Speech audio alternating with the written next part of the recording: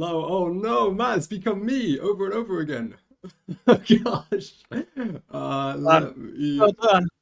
Let me try and fix this. Hello everyone, and welcome to the stream. We've already found a way to break Careful the where you camera put that sound. screen capture when you're fixing the webcam, right? Yeah, maybe we should go to I'll try and I'll be careful. I'll be careful. You Hello should be doing everyone. Welcome to the Train to 16 roadmap. You're joined by me and infinite versions of me, and a ghostly voice of Matt in the background. That's classic. I love it. I Why love is it it. capturing me? It's because Hello, it's capturing the everybody. left side. Okay, I'm just gonna slowly shift this over. There we go. We're gonna reveal Matt. There we go. Piece. It's me. Oh, it's me. I'm here too. You'd think we'd have figured this out by now. Hi everyone, and welcome to the stream. Today is going to be a really fantastic event. You're joined by myself, the Senior Community Manager here at Dovetail Games, and of course, the wonderful, the knowledge brain of everything Rails and everything Dovetail and Train Sim World, our executive producer of Trains, Mr. Matt Pedleston. Thank you. Good to be here. Always, always. And tonight, yeah, we've got a huge lineup. We've got so many things to talk about, and I want to call out someone in the chat who I appreciate you joining us tonight, Tomlinson242.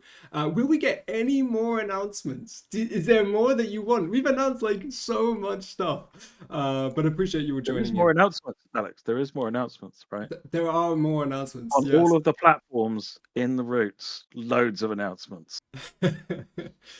Let us know as we go. Of course, I'm watching the chat. I'm listening to everyone in. If our audio sounds a bit funky, let us know. But we'll keep adjusting it as we go through the stream. So we'll let everyone jump in. Appreciate you all joining us tonight. Like I said, it's going to be a couple hours. We're going to talk about all the exciting stuff for Train to World 6. We're going to talk about all the crazy and amazing add-ons coming after the launch of Train to World 6, as well as some community bits. And then we're going to have a chance to talk about live Q&A for your thoughts and everything. Theo, can you speak French, please? Unfortunately not. I was terrible at language. But yes, don't worry. Je ne parle pas français. This is not going to be a French stream, Matt. You know that. But okay, here we go. So before we dive properly in, let me just do a quick summary, because there's probably going to be some people here that maybe never joined us for a roadmap stream. So we're going to talk through everything. Matt's here for a lot of technical insider knowledge. As our executive producer, he is like kind of the lead developer and lead producer that helps us create all of our routes and fantastic content. And you have the wonderful knowledge of everything to do with the Rails. And myself, I'm here for the admin hat and keeping the stream running and keeping everyone happy and answering your questions. But we'll talk through everything. And we do have a lot to talk about. So why don't I go into one of our first graphics of the day. It won't be the roadmap graphic, it will be the Dovetail Direct graphic. What an event we just had, and I really hope you all tuned in.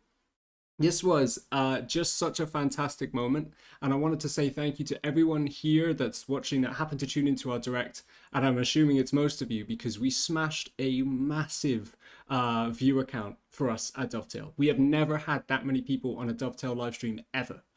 We had almost 7,500 people watching at one time on YouTube, and then when you add Twitch on top of that, it took us to over 7.7 thousand people, and that is amazing, because to us that's a sign that the community is growing, that you're interested in what we're doing year on year, and it's just fantastic. And I want to say thank you so much. I really hope you loved it, because there was so much love poured into this from so many different parts of our business, and I just think it was a really great event. So I just wanted to start with that, because I want to say thank you, because that was truly just an amazing moment, and it was really fun. But of course, it was great to watch the reactions as well, and I just want to pass on my my thanks to everyone that was involved in creating that video. It was no small job, and I know that several people were growing very tired of watching the video after their 70th or 80th viewing of it, I think, as well. So there's a lot of work involved from everybody, and yeah, I was so pleased with the outcome, except the bits I was on. They were rubbish. Ignore those. I love the bit where you and JD just stare looking up towards the announcements.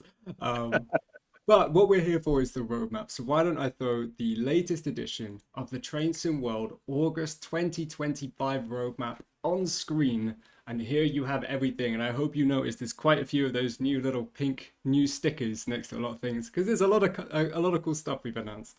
And don't get me wrong, we're going to dive into all of this properly. But as you can see on the left, all of the new content for Train Sim World 6, the Riviera Line, the Morristown Line, Leipzig-Dresden, the CrossCountry BR Class 220 Voyager, the NJ Transit ALP 45 DP, and the DB BR 294.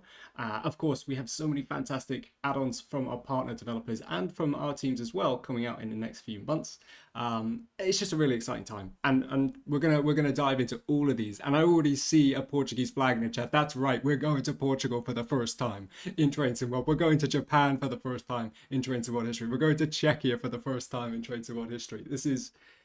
I'm so excited. Okay, so let's get ready to dive into all of that. But one last thing for me, and that is, apologies, we've had some really amazing graphics on screen, and now we have a little bit of one that I've made in the last 5 minutes. It's the Dovetail Games Discord plug. We've made a new Discord, and it's a really exciting space. And in the last 24 hours alone, over 4,000 people have joined, and it's been insane. We were looking at the feed of people joining the chat, and it just wouldn't stop flowing. So what I would just want to say for everyone watching that, maybe if you're on our Facebook groups, or if you're involved in our Reddit groups, or if you're on the Dovetail forums, or if you just tune in from socials like YouTube or Twitch, we have a new Discord. And you'll find members from all of Dovetail Games in there, not just community managers, but all of our team. And you'll have a chance to talk with us and talk with our moderators ideally in a respectful place. That means that we can really listen to you. And I think the whole story of Train Sim World 6 and using the surveys has been a conversation we have with the community about listening to you, bringing in your suggestions, your feedback, and trying to work with you as best we can. And so just a quick plug, it's a really cool space. But I do want to say that whilst we're launching a new fantastic Dovetail Games Discord, we have so many other fantastic community servers that you can find. And even in our Discord, we have a link to all those other fantastic community-run servers. So if you're not on Discord, it's kind of a really fantastic place to be and talk with us and get some support and join a thriving community of loads of other people. So quick plug, but there you go. Right, I think we're there. I think we're ready to start diving into the goodness of what's to come tonight. So we've got a lot coming up. Are you ready, Matt? I'm ready. Let's go. Let's do it. Now, I do want to say the usual stamp is that what we're showing today is a lot of work in progress images, especially for Train Sim World 6 content, but also the add-ons coming after. So anything with a work in progress stamp at the bottom, which will be most of our screenshots, just keep in mind that this isn't the final product. Just keep in mind there'll be work coming on, and I think even some of the footage we showed on a Dovetail Direct, we've since iterated upon that in some of our store page screenshots and bits, so just keep that in mind. But we're going to dive into the first of the Train Sim World 6 core routes coming up for tonight, and that is the Riviera Line, Exeter to Plymouth and Paignton. Now, I've got the Riviera Line route summary card up here, and of course this is coming as a fantastically popular and iconic piece of UK scenery with 60 miles and 14 stations between Exeter and Plymouth. Of course, you get those iconic red rocks across the coastal views and the Dawlish sea wall. And we're going to South Devon, which we've not done in Train Sim World history. Am I right in that, Matt? I think we went to West Coast. Where was the other? I was corrected on that because when I was reviewing the Dovetail Direct video, I was like, "But we've been to Devon," and then they said, "No, that's Cornwall. It's different, Matt." I see. Yeah, West Cornwall local was in similar area of the country, but not Devon. So yes, this is the first Devon route, which I'm really pleased with. And of course, this will be including, as you can see there on the left, we've got the GWR branding back. And with the route, you get the GWR Bimode Class 802 and the GWR Class 150, which I know many of you are really excited about because we've got new updated sounds for the 150, which are excellent. So, Matt, I'm going to pass to you here, the Riviera Line. We've talked about it a lot in the Direct, but for everyone here tonight, this is, and I'm going to put the fantastic range of screenshots on, but I know so many people are excited for this, and it's really a big win, I think, for people that are interested in UK Railroad. Yeah, I mean, it's, if you start at the top of the route where you've got Exeter, big station, the announcements sound tremendous and all of the sort of the echo and reverberation going on there. And the way that, just to talk briefly about announcements, the other thing you'll hear is that you'll hear announcements from every platform gets its own announcement speakers on it. So you'll hear sort of quieter announcements from other parts of the station as things are going on over there. So the sense of immersion is incredible. And at a station like Exeter, it really comes off beautifully. And then as you head south, kind of you've got the world famous Dawlish area and the seawall. And then you get to Newton Abbot. Newton Abbot's the main junction on the route, and for our purposes, south to Paignton, west to Newton Abbot. So west to Plymouth, not west to Newton Abbot. So then, one of the things that when we were looking at doing this, look at that screenshot with the red rocks. Sorry, I'm looking at the stream, not at the video. When we did it in Train Sim Classic, we did Exeter to Paignton. And we just carried on going south. For this one, particularly with the inclusion of the 802, which doesn't go to Paignton, we thought it's got to go to Plymouth.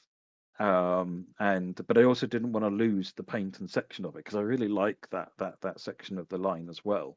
And it becomes really good for the 150 to use. So you get some nice, really good journeys there, ending at Paignton, so you can change ends. But then we go back to the main line again. As you come west from Newton Abbot, you've got Totnes Station. Totnes, if I recall rightly, is the end of a preserve railway, South Devon Railway, I think it is. Now, while the South Devon Railway is not modelled, you'll find you can see the station as well for the South Devon Railway. So there's that bit of scenery there. And similarly, the steam side of Paignton, there is the steam part of there as well for the can't remember the name of it, the Paignton Railway, I think it is. That one is that's again modelled there, and if you've got, I can't remember which add-on, there'll be Mark 1 coaches in there as well. The actual line goes down south as far as Goodrington. It actually goes a bit further, just round to the sidings in Goodrington, then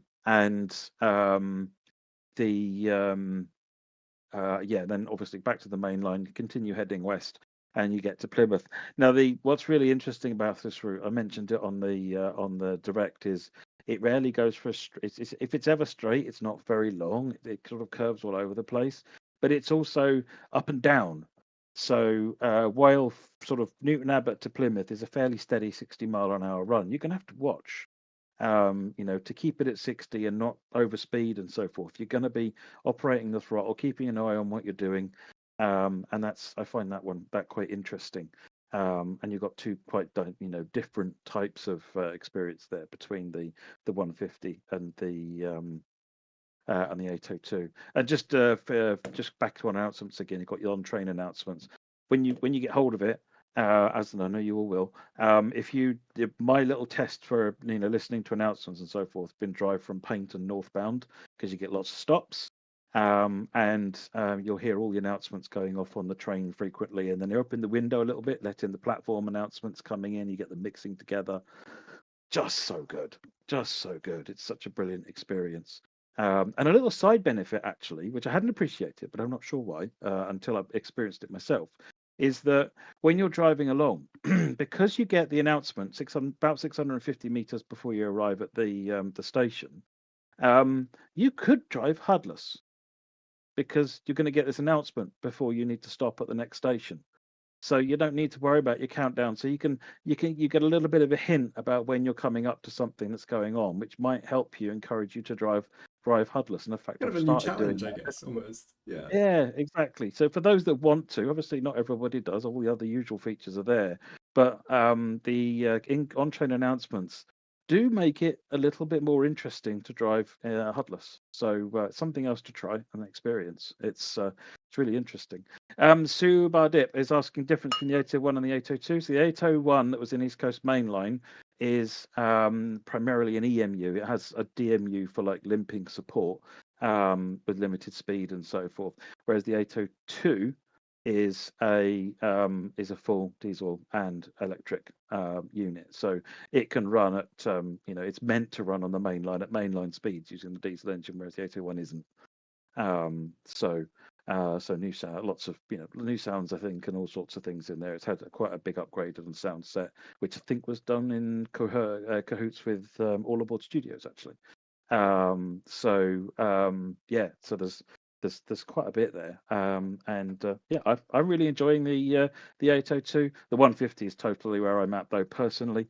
The revised physics, revised sounds from all the new recording trip that we did, and so forth. Getting very, very positive feedback from the beta testers who were quite critical about the Cardiff version of the 150. Are happy with this one. So And yes, the plan is to backport those changes too. That's when we've talked about audio upgrade for the Cardiff one. This is where it's come from. And one thing I wanted to mention as well for the Riviera line, and I must stress, this is all readable in our FAQs, and I would highly recommend checking out the Trains and Mod 6 FAQs, which I will now actually link in the chat as well. But in terms of playable layers, there's a lot that we've already announced, and I think for some of the routes we're waiting to confirm the full layer list, but for the Riviera line, there's quite a lot. And just some of these, you've got the HST in Class 166 from GWR Express, the Great Western Express. You've got the Class 66 freight trains from West Coast Main Line, London to Milton Keynes. The Railhead treatment train from that add-on as well. The Class 47 from JT's West Coast Main Line, Preston to Carlisle, as well as the Class 08, which does shunting at Leiria Depot. Flying Scotsman runs a Cathedrals Express rail tour. The Class 52 Western Pilgrim has a rail tour with the West Somerset Railway, and Classes 52 Loco add-ons as well. So they can substitute in for the GWE and Diesel Legends add-ons. So those are all playable services, and there's also additional services we've announced, all of which you can see on our FAQs link. And it is actually pinned in the chat as well, which is very handy. But that is if there was ever a route that the big open space of the Class 52's cab would soak up, this is the route the Class 52 is really, really made for, because you've got that big expanse. If you've driven the 52, you know what I mean. It's got this huge window for the driver to look out of, so you can really soak up the visuals. And likewise, the steam engines, the Flying Scotsman, I think there's a Jubilee service as well. But the Flying Scotsman will, it's quite, because of all these varying gradients, it's quite a challenge. You know, it's really interesting, and there's absolutely beautiful visuals. So yeah, it's a stunning route and some stunning trains to drive on it. Well, it's talking about stunning trains and beautiful visuals in terms of screenshots. You know where I'm going next. We're gonna go to the Voyager. So yes, the CrossCountry Class 220 Voyager is the Deluxe Loco that will then add additional services and layer into the Riviera line. Of course, free roam goes wild because the Voyagers are known to be all across the UK. But this is such an iconic loco. I know so many people were excited to see this when we had the reveal in the direct, which was also really stunning. And I've got just a range of fantastic screenshots. I might add, as we're going through screenshots tonight, some of these were taken from our beta Discord as well. I know many people have reached out actually thanking me for using them in our roadmaps and on our articles and in our streams, but I want to actually return the favor and say thank you for making such wonderful screenshots for us to use. The thanks is not for me. I'm just picking them out of the Discord.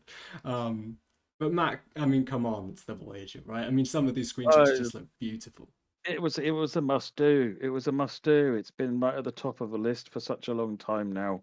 The Riviera line likewise, and it's kind of like the two came together. So it's been really good to get the Voyager in there. I've seen some people saying why 220 and not 221. Main reason is the 221s mostly terminate at Bristol, from what I'm told from the locals, and don't really.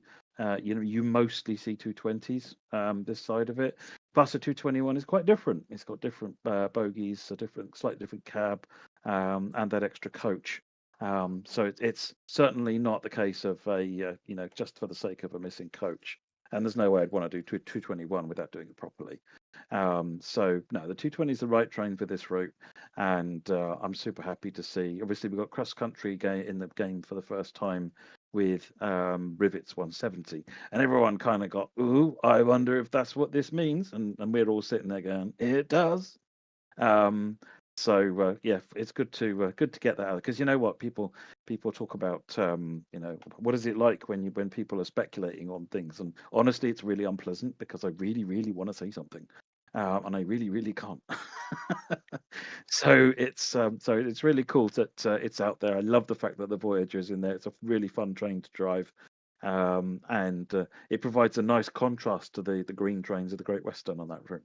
And as you say, it's such a versatile train that will be usable on other routes as well.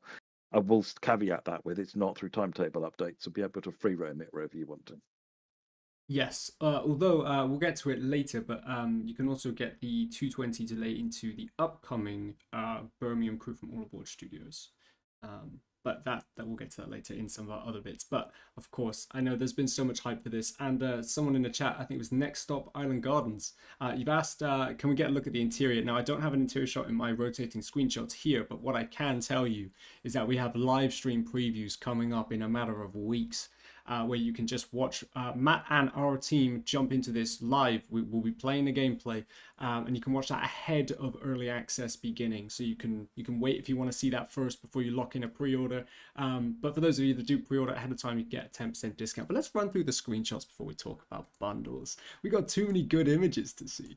But of course, let me throw up the art here, and I must give a shout out to our creative team. They just do so much awesome work with these art pages. Yep. Absolutely.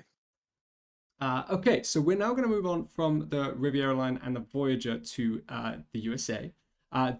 Also, for everyone asking questions in the chat, we will have a Q&A session at the end of the... We're going to talk through the routes and locos with Train 16, and then we'll do like a proper Q&A section just on the routes and locos. Then we'll do features and do a bit of Q&A. There'll be Q&A interweaved throughout. We are listening. We're looking in the chat.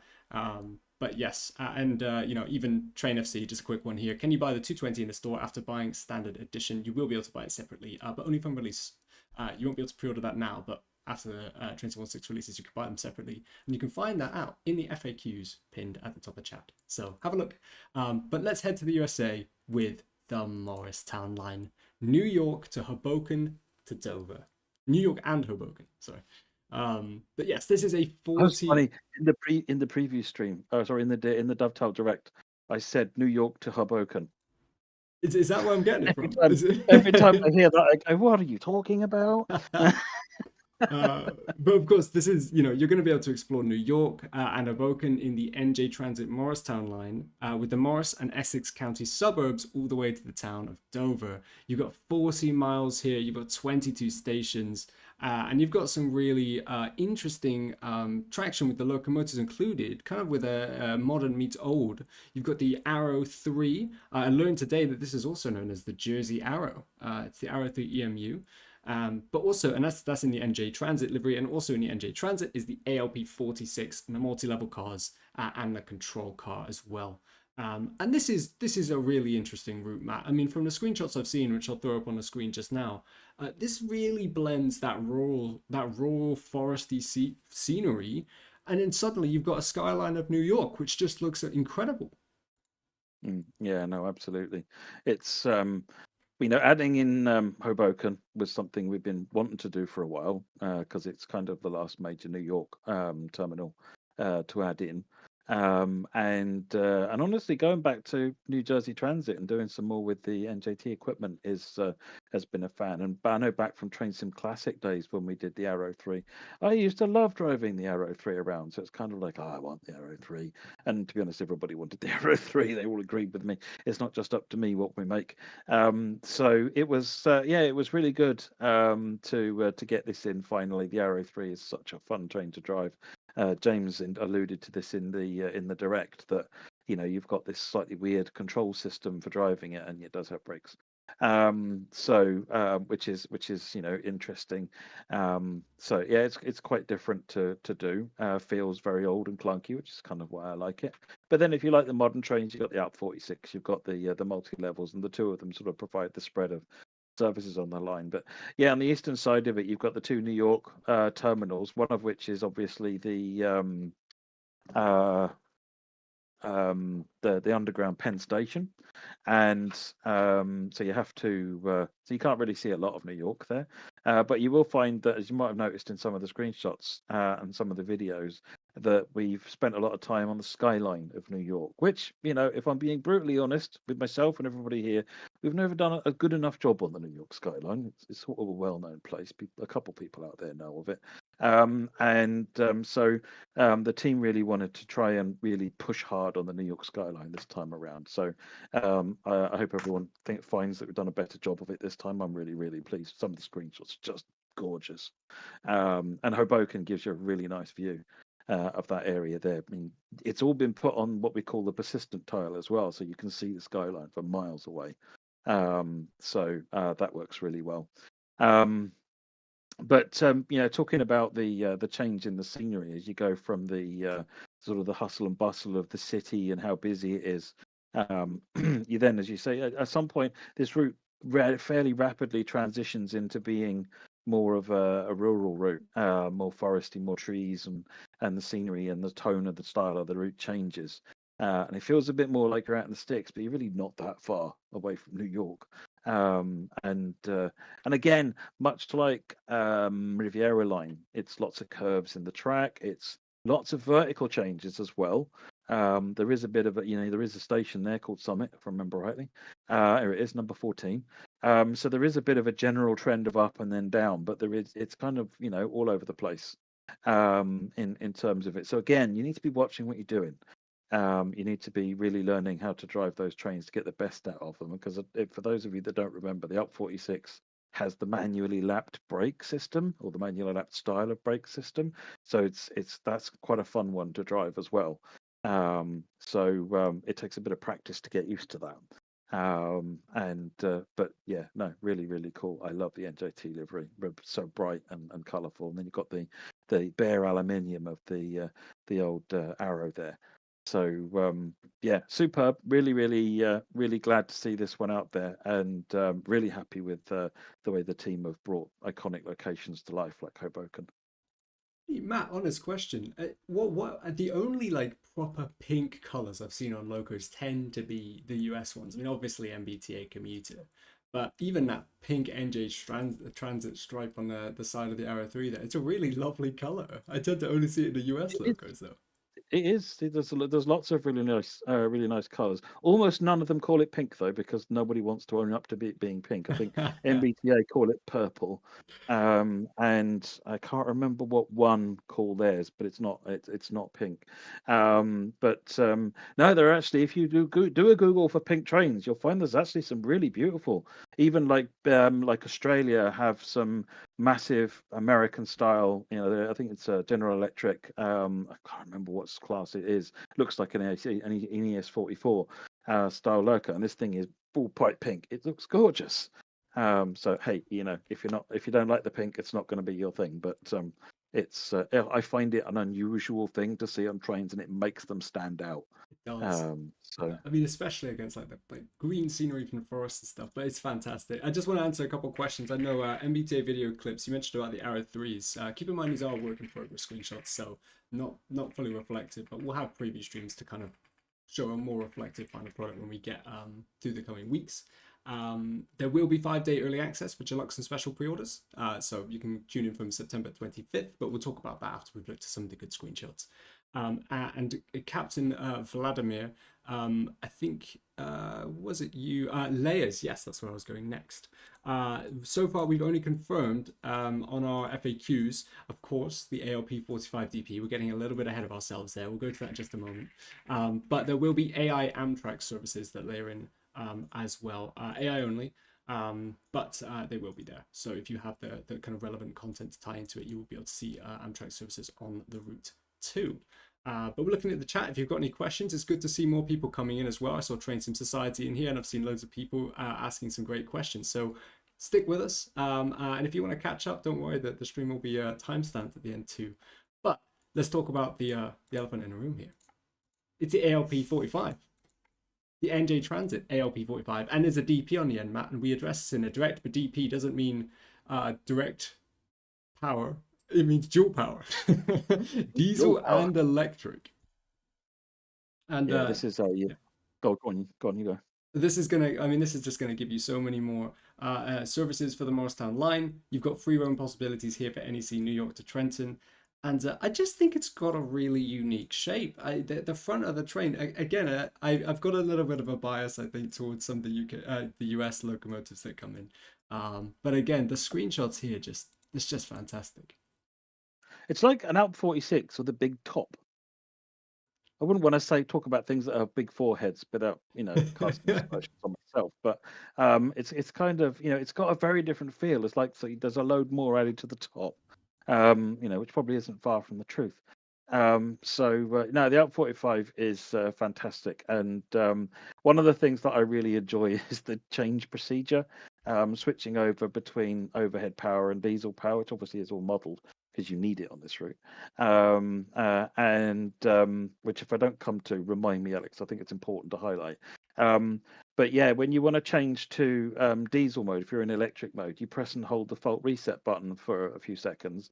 Then it switches. You'll get an alarm or a voice prompt actually that says to press it again if you really want to do it. Then you press it again, and then you get loads of alarms and beeps and so forth, and then the diesel engine fires up. And then there's the same process but in reverse with the pantograph up switch to switch the other way around to electric. And it's just it feels like a really interactive process that I really quite enjoy. It's very good. But going to where you'd use it, because some people have seen and rightly pointed out the route doesn't go to Hackettstown, so you're only ever going to use it in electric. Well, actually, turns out that's not true. LP45s are not allowed to come into Hoboken on electric power because of the way that they are routing their services. A train coming into Hoboken might be going out on a diesel route because they don't just run up and down on the same thing. On the same journey. So a train coming into Hoboken might be going out on diesel and vice versa. If it comes in on diesel, it might have to go out on electric. And they're not allowed to change power inside Hoboken station. So even though there's wires there, what the process is that any train coming in from Newark Broad Street switches to diesel, goes in as diesel to Hoboken, and then when you leave on diesel, and then at Newark Broad Street you switch to electric. And then you drive electric the rest of the way. There is usage of the diesel there, which it's a really fun little dynamic because it doesn't take long to get between Hoboken and Newark Broad Street, but it's fun, and you'll notice in that different in that short time where you use the two different powers, you'll feel power types. You'll feel just how much more powerful it is as an electric loco, especially with the multi levels. They're real power hungry with using the head end power, and on the electric, it can supply it with room to spare. Whereas on the diesel, it's sort of and you'll find it struggling a bit more when it's on diesel compared to electric. So it's good fun. It's really great, and I'm certainly enjoying. I'm enjoying all of the NJT content. I always have done, but the Out 45 ticks a box. I'm really excited because I think this was something that a lot of players pointed out as something they're really excited to see and kind of give them the reason to want to pick up the whole Train Sim World 6 package. We're going to talk about bundles a little shortly. There are a couple questions about regional packs, and trust me, we'll get into it, but they're effectively still there. You can kind of get into it through the free starter pack. But we'll talk about that in a little bit. It is coming up. I did want to mention as well, we see the IC4 comments. We haven't announced an IC4. It's not coming as part of Trains World 6. It's not announced as some of the add-ons coming after. I see the comments. It's great to see that loads of people are excited for it to come in Trains World. Maybe in the future, hey, I'm not the one that makes the decisions here. It's this guy. So, you've got to convince him. I'm on your side. So, I'm right with you. I think it'd be a cool addition. But only so many hours in the day, I'm afraid. But no, I'd love to see that one.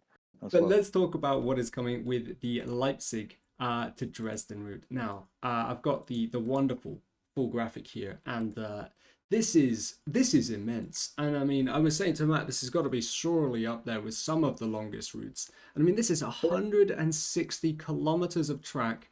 And of course, it's Bahnstrecke and Leipzig to Dresden. And if you know the original Dresden to Riesa route, this extends that, but with 77 kilometers or more track, another 20 stations. That's like another route on top. And it just takes us. There is a typo in the graphic there that is meant to say 160, not 106 total kilometers of track. And you also get the Friedrichstadt yard as well.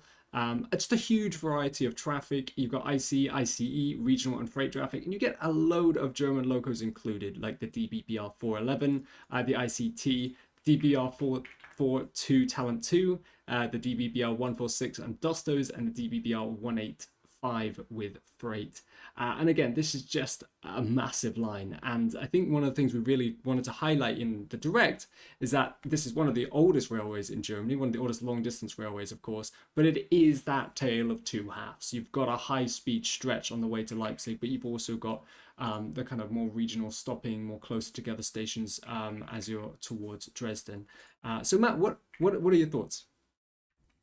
Oh, I mean, as I said in the Direct, this Dresden Riesa is easily my number one route for Germany. because of the tremendous variety of it. Sometimes I want to drive a high-speed train. Sometimes I want to drive a regional train. More often than not, I want to drive a regional or an S-Bahn. But occasionally, you just want to get an ICE train out or an IC train out and have a blast. And Dresden Riesa was pretty good for that. And it had really, it had lots of other stuff to do. But the intercity and intercity express is so much longer now because you're going all the way to Leipzig. Another massive iconic station in Germany.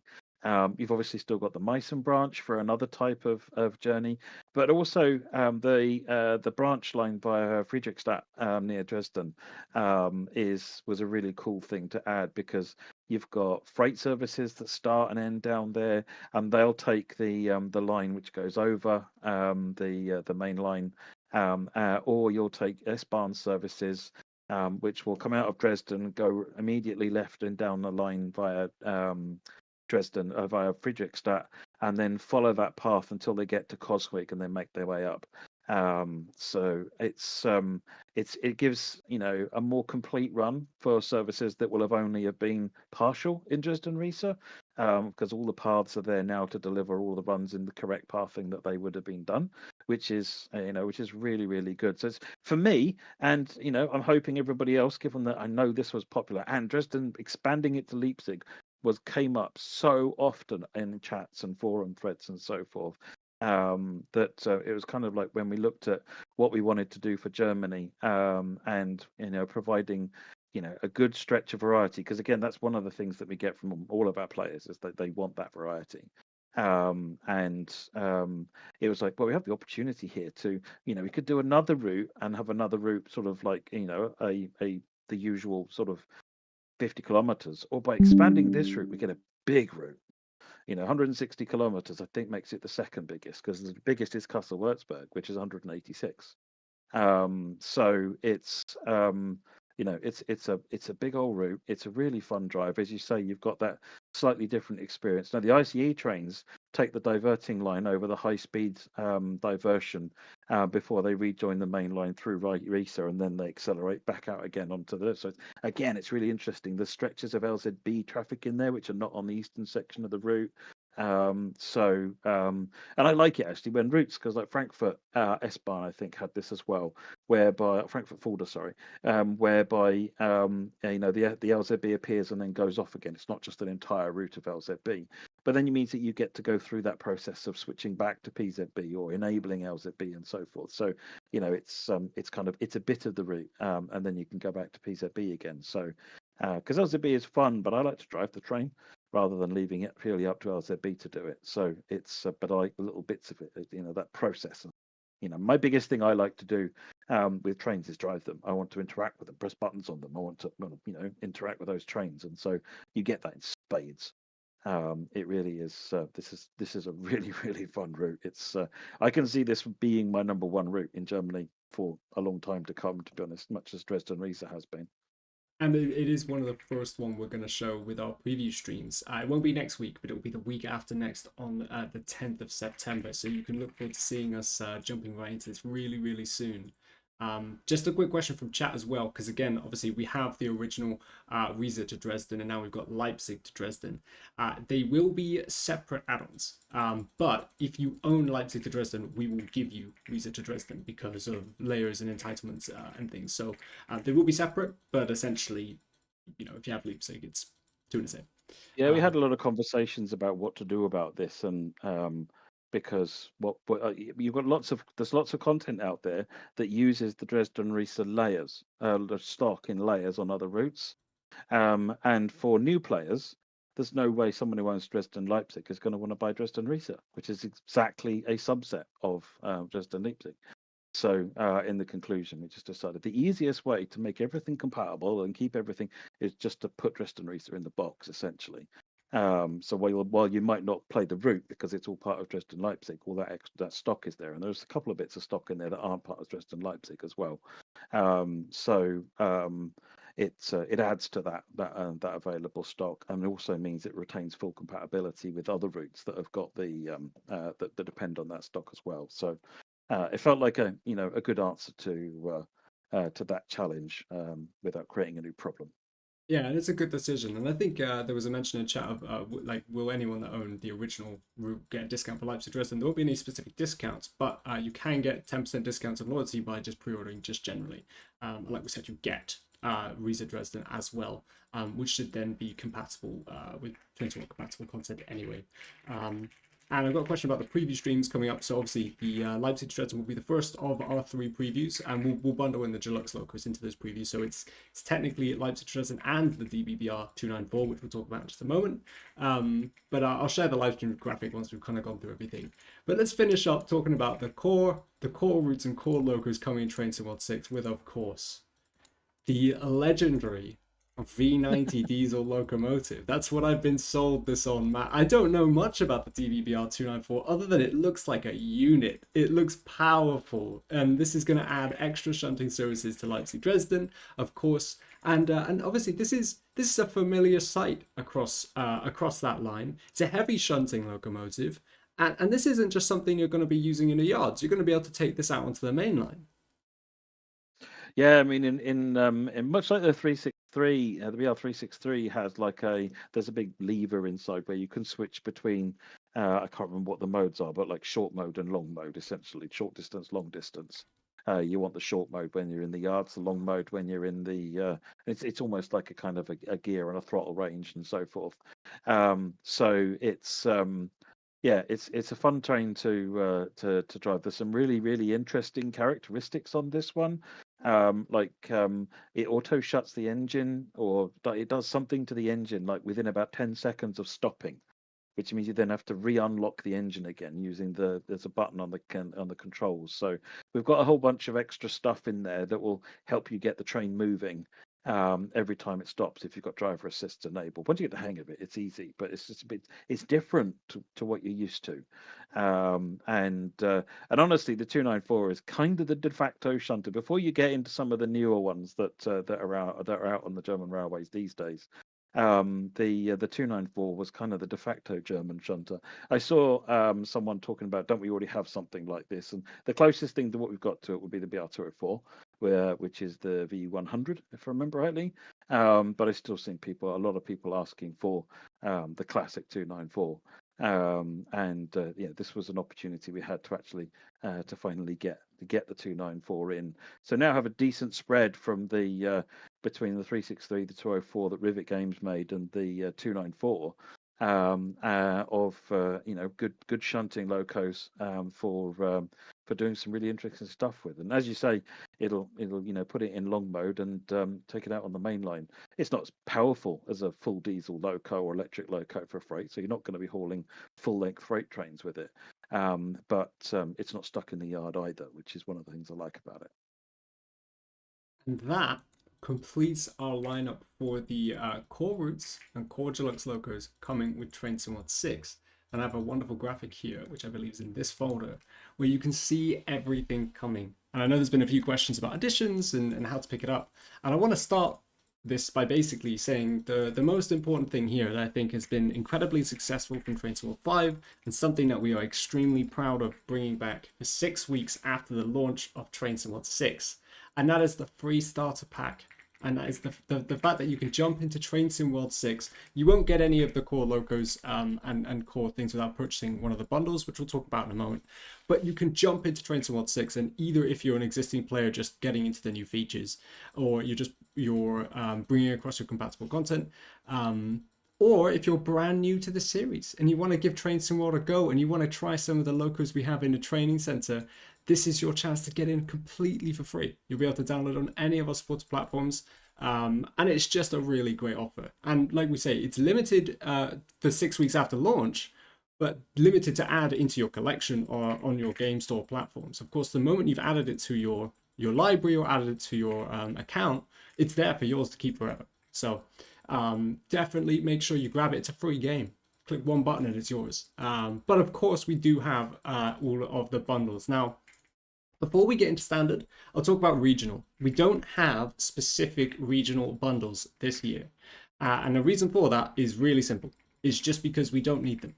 Last year we did regional bundles where essentially it is a combined package of the free starter pack plus one of the core routes. In this case, you'd either get Riviera Line, Morristown Line, or Leipzig-Dresden, and it's your access with just one route, and it kind of comes at a lower price point for not having all three bundled in. We just don't need to do that because you can claim the free starter pack on any of the platforms, and then from launch on September 30th, you can just purchase the routes individually. As well as the Deluxe Locos too. So it really is the more flexible way, and I think in some ways we've kind of outsourced our need to even have the regional editions. So for those asking about it, there won't be regional bundles, but you can kind of still in effect have them by just having the option to purchase what you want. But if you want to bundle everything together, you do get a bit of a discount by doing that. So standard edition will come with the Riviera Line, the Leipzig-Dresden route, and the Morristown Line. And it will also come, because of the entitlement we talked about, it will come with Dresden as well, the original Reisa-Dresden route, just because of Leipzig-Dresden. So you kind of get those four routes, but really you get the three new Train Sim World 6 routes. And that will come as a standard edition. You get all the new Train Sim World 6 core features too. I'm sure many of you are aware of these. We haven't gone over them yet in the live stream, but we'll do that shortly. But that is train faults, random events, passenger and platform announcements, as well as additional quality of life improvements. But Deluxe Edition is where you want to be if you want to grab all those Deluxe Locos. The CrossCountry Class 220 Voyager, the DVBR 294, which we just talked about, and of course the NJ Transit ALP 45DP. Deluxe Edition does give you 5 days early access too. So it's a chance for you to jump in on September 25th and enjoy the Railway 200 celebration weekend with the latest version of Train Sim World. Now that is a crazy coincidence that it's lined up like that. And I'm really excited for that launch, that kind of launch week. So, and then we have Special Edition, which a lot of people, they always ask, like, if you're a hardcore fan of Train Sim World and you're wondering, is Special Edition for me? If you own some of these routes here, if you own all of them, it might not be the edition for you. Special Edition is our way of saying, like, if you want to pick up everything for Train Sim World 6, but maybe, maybe been away from the series for some time, or you want to jump in and have as much as you can. This is our hand curated selection of some of the best routes that Train Sim World has to offer. They don't necessarily layer into some of the core routes for Train Sim World 6, but they do offer the best experiences we can, and we're also exploring different territories here. And in that special edition, you get the MBTA Boston Worcester routes with those purple trains. They're not pink, they're purple, that we were talking about earlier. You get Felshisha Ludwigsbahn, as well as that you get Cardiff City Network, which was our first TSW route in Wales. You get Semmeringbahn, which also crosses into Austria, as well as Spoorlijn Zwolle Groningen, which is the first ever Dutch route in Train Sim World. And I know a lot of people had many good things to say about that when we first announced it. And I know many of you are keen about more Dutch routes. I'm hearing the comments. Okay, we didn't announce one this time, but I know you're out there. But of course, we have some fantastic additions. What I would recommend is check out the pinned Train Sim World 6 FAQs. On that, you can click a single button and you can see all the additions, what it includes, how much it'll cost. The store platforms, you'll find the discounts. There is a 10% discount for pre-ordering. You can either get it via loyalty or you get it via just it being a pre-order discount. Depends on the store platforms you're using.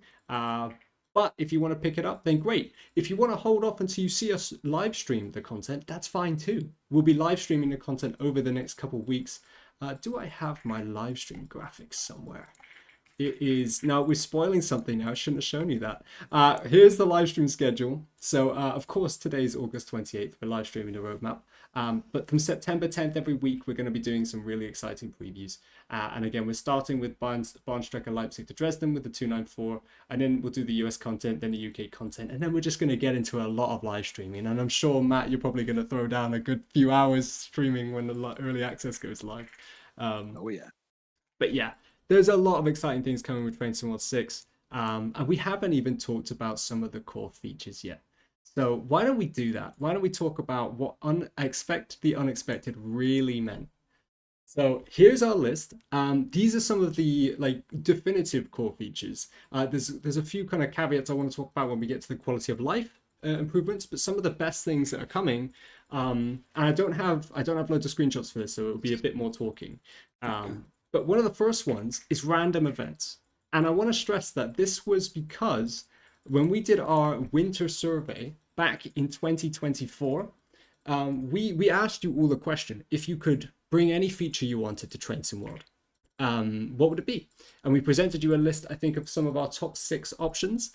And this is what we got back. We got random events almost taking 80% of the weighting here, of something that you would be interested in seeing, and it was the #1 voted feature, and here it is in Train Sim World 6. And kind of second to that, which we'll talk about a little bit later, is passenger announcements as well. And again, another one of the ones that was voted on. Now, there was someone that did ask the kind of sneaky question of, well, what is option 3, 4, 5, and 6? What were they? I think if you did the survey, we're not necessarily hiding this information, but I think if you're on the survey, you could figure those out. I think the reason we didn't want to highlight them here is because it kind of gives us flexibility to do other features in the future. But focusing on what Train Sim World 6 will come with, random events, #1, you're going to get signal delays, you're going to get temporary speed restrictions, and these are going to be things that make that game-to-game, service-to-service completely different. You're going to jump in and who knows what you're going to expect. It's not just going to be the same run that you did previously, or if you're retrying it, doesn't necessarily mean you're going to be given the same situations. The weather may change, that's great, but oh no, there's a train fault. My wiper isn't working, my brakes don't work, I've got to try and fix this, there's a temporary speed restriction ahead, and all of these little things can alter what's actually happening on the line. When we talk about signal delays, just being held up by a few seconds at a red stop, the amount of times that builds up, if you're on a station, if you're on a route like Leipzig to Dresden where there's 42 stations, think about what a 5-second delay does times 42. It adds up. Matt, what do you think? It's really interesting. I mean, I think the signal delays just helps make it to where signals, you can predict when signals are going to change by and large at the moment. Whereas this means that it's kind of like, well, why isn't it changing? Oh, there it goes. So whereas the next time you might get a 20-second delay at that signal, or a 2-second delay at that signal. So it's kind of reflecting that in reality, a lot of this stuff is done by humans, so it's not instantaneous. Spotted Jan says, can you turn off the random faults, random behaviors? Yeah, you can turn it all off. But temporary speed restrictions will actually, they're going to slow you down. They're probably going to have a much bigger impact on your journey, and essentially it will dial it'll bring you down. It's random where it puts them and how much of a reduction it is. So some might be 20, some might be 15, for example, and how long that section is. So it's not meant to turn a journey into a drag, but it's meant to keep you on your toes, keep you interesting, and keep it keep you on your toes a bit, really. It's a really fun addition, and it makes a good difference to your journeys. I mean, exactly what Seldon Spinner you just put in the chat. That's exactly what it is. It's bringing variety. It's bringing difference to each time you jump into the cab and give the route a drive. And likewise, when we talk about the second feature, kind of coming with Train Sim World 6, which is train faults, again, it just adds an unexpected element. You're getting in a train, and as you're driving, there will be events that happen which you weren't necessarily prepared for, but you will be torched through them. I think we explained this in the direct, but it's not like we're going to throw a fault at you and it says, well, if you don't know how to fix a turbo brake failure, well, then I guess you can't continue. We're going to talk you through the steps needed to do it, but it gives you that extra kind of realism element, which is great. It gives you a different kind of immersion element, keeps you on your toes. And I think it's really wonderful. I think it just adds the variation. And I think it's great that when we announced it, a lot of people were excited because of that, what it can add to the game-to-game gameplay, which is going to be really great. And one thing I do want to stress, and it was asked, and Matt, you mentioned it, but yes, of course, these are all features. When we talk about all of the Train Sim World 6 features, there will be settings toggles that you can just literally just go into the settings menu and hit a single button, and then they will not appear. So it's completely customizable. If you want to have a run where you're not going to be afraid of running into train faults or random events, you just want to give the route a try for the first time without that extra level of complexity, completely fine. But if you're looking for a challenge, if you're just looking for a bit of interest from one service to the next, then you can literally just open the settings and turn it back on. It's as easy as that. I think everybody wants something different, don't they? Sometimes you just want to relax, chill, and just enjoy driving a train for a bit and not have to go, because you're using it to maybe wind down after a difficult day at work or something. And why that you can just turn the faults off for that one. Whereas sometimes you're just like, I'm leaning forwards now, and I want to be in this, and I want a challenge. So you can turn the faults on, and then the faults are just going to be all sorts of different things that can come up. To be honest, we will publish a full list of the faults nearer time that go in there. But we've designed a really extensible system so that we can add new types of faults relatively easily. We can add them to trains relatively easily. And it's kind of a system we've built to grow, much like we did with the original PAS. Consider this very much sort of like a first instance of the fault system. Initially, we're going to be focusing on more straightforward things. And the idea is that it'll be whenever something happens, you'll get a thing on the screen which you better turn off. It'll use the driver assist mechanic, which will tell you, your headlights have stopped working. This is how you fix it. It won't be an objective. It won't point to what you need to do, but it'll give you a guide of what to do, and then you can go and do that stuff. So it's some of it. I think the first version you're not going to see super adventurous types of faults. You will certainly never ever see catastrophic faults. There'll never be anything which ends your journey. One of the biggest challenges we've had been talking about faults is like, should you get it to where your train just stops working? You've had a major failure and it doesn't work anymore. And I'll tell you, we did that on for those of you that have been with us for a long time. Donna Pass on Train Sim Classic had a fault mechanic in it, whereby you would be driving along the Donna Pass in your phenomenal freight train with all these SD40s and so forth on the front, and then one or more of those SD40s would suddenly die, and you no longer have enough power to get up the hill. 3 hours run ended. Nothing is more soul destroying.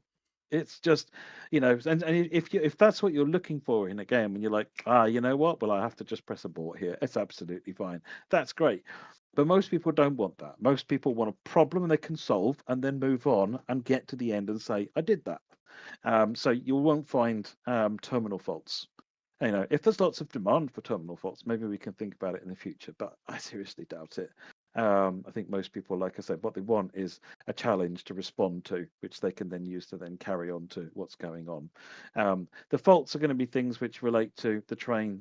So Baden Bear says, well, the failures relate to how to drive the train. So the faults will be linking into semigraph system and other systems on the thing already. So it's very much if a particular fault might. I don't want to name specific things because then there might be an expectation of that thing happening. And like I said, we'll show you the fault list nearer the time. But you can have faults which can cause problems with or changes in the simulation behavior. Maybe not in the first release, but potentially the system's designed to allow us to do that stuff. And then you have to then take steps to then correct that or just deal with it. Yeah, sometimes it might just be we've degraded the performance of the train, for example. I'm not saying that is part of what will be in version 1, but it's kind of like, there's interesting stuff that the train faults can do. It's designed to be a flexible system so that we can add and extend it and do fun stuff with it. Third parties will be able to have a good time with it as well, being creative with how they use it. Yeah,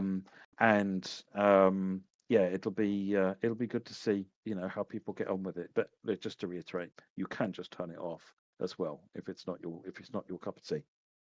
And Jan, one of the messages in the chat, random passenger problems. One of the train faults, I promise, will not be drunk passengers on the train. Don't worry. That's not something we've added random passenger fault where they suddenly jetpack into the sky, because that'd be a new thing, wouldn't it? But Lenick, you have actually asked something that I was able to add into my OBS, which also, as I know, has maybe almost 10 gigs of various files here and there. But it is the passenger announcements. So Matt, we're going to take a moment here to just be a little bit mics off, and I'll play what is the next feature.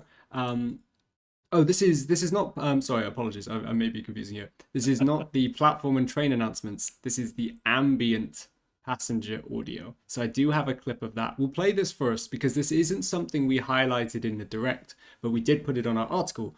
We've just not shown any gameplay for it. So in some ways, this is a brand new announce for this roadmap stream. But yeah, we're gonna go mics quiet. This is the new passenger ambient audio that you can find in coaches, and we'll talk about it just afterwards. Let's have a listen.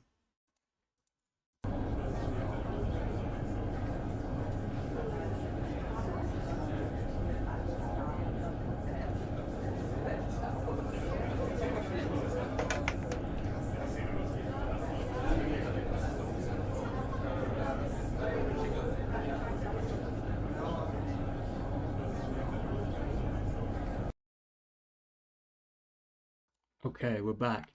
So, this was something that I was really keen to talk about, and we didn't actually get a chance to include it in the Dovetail Direct. But one of the kind of quality of life improvements that we've included, it's a bit more than that, and it's really kind of like a small feature.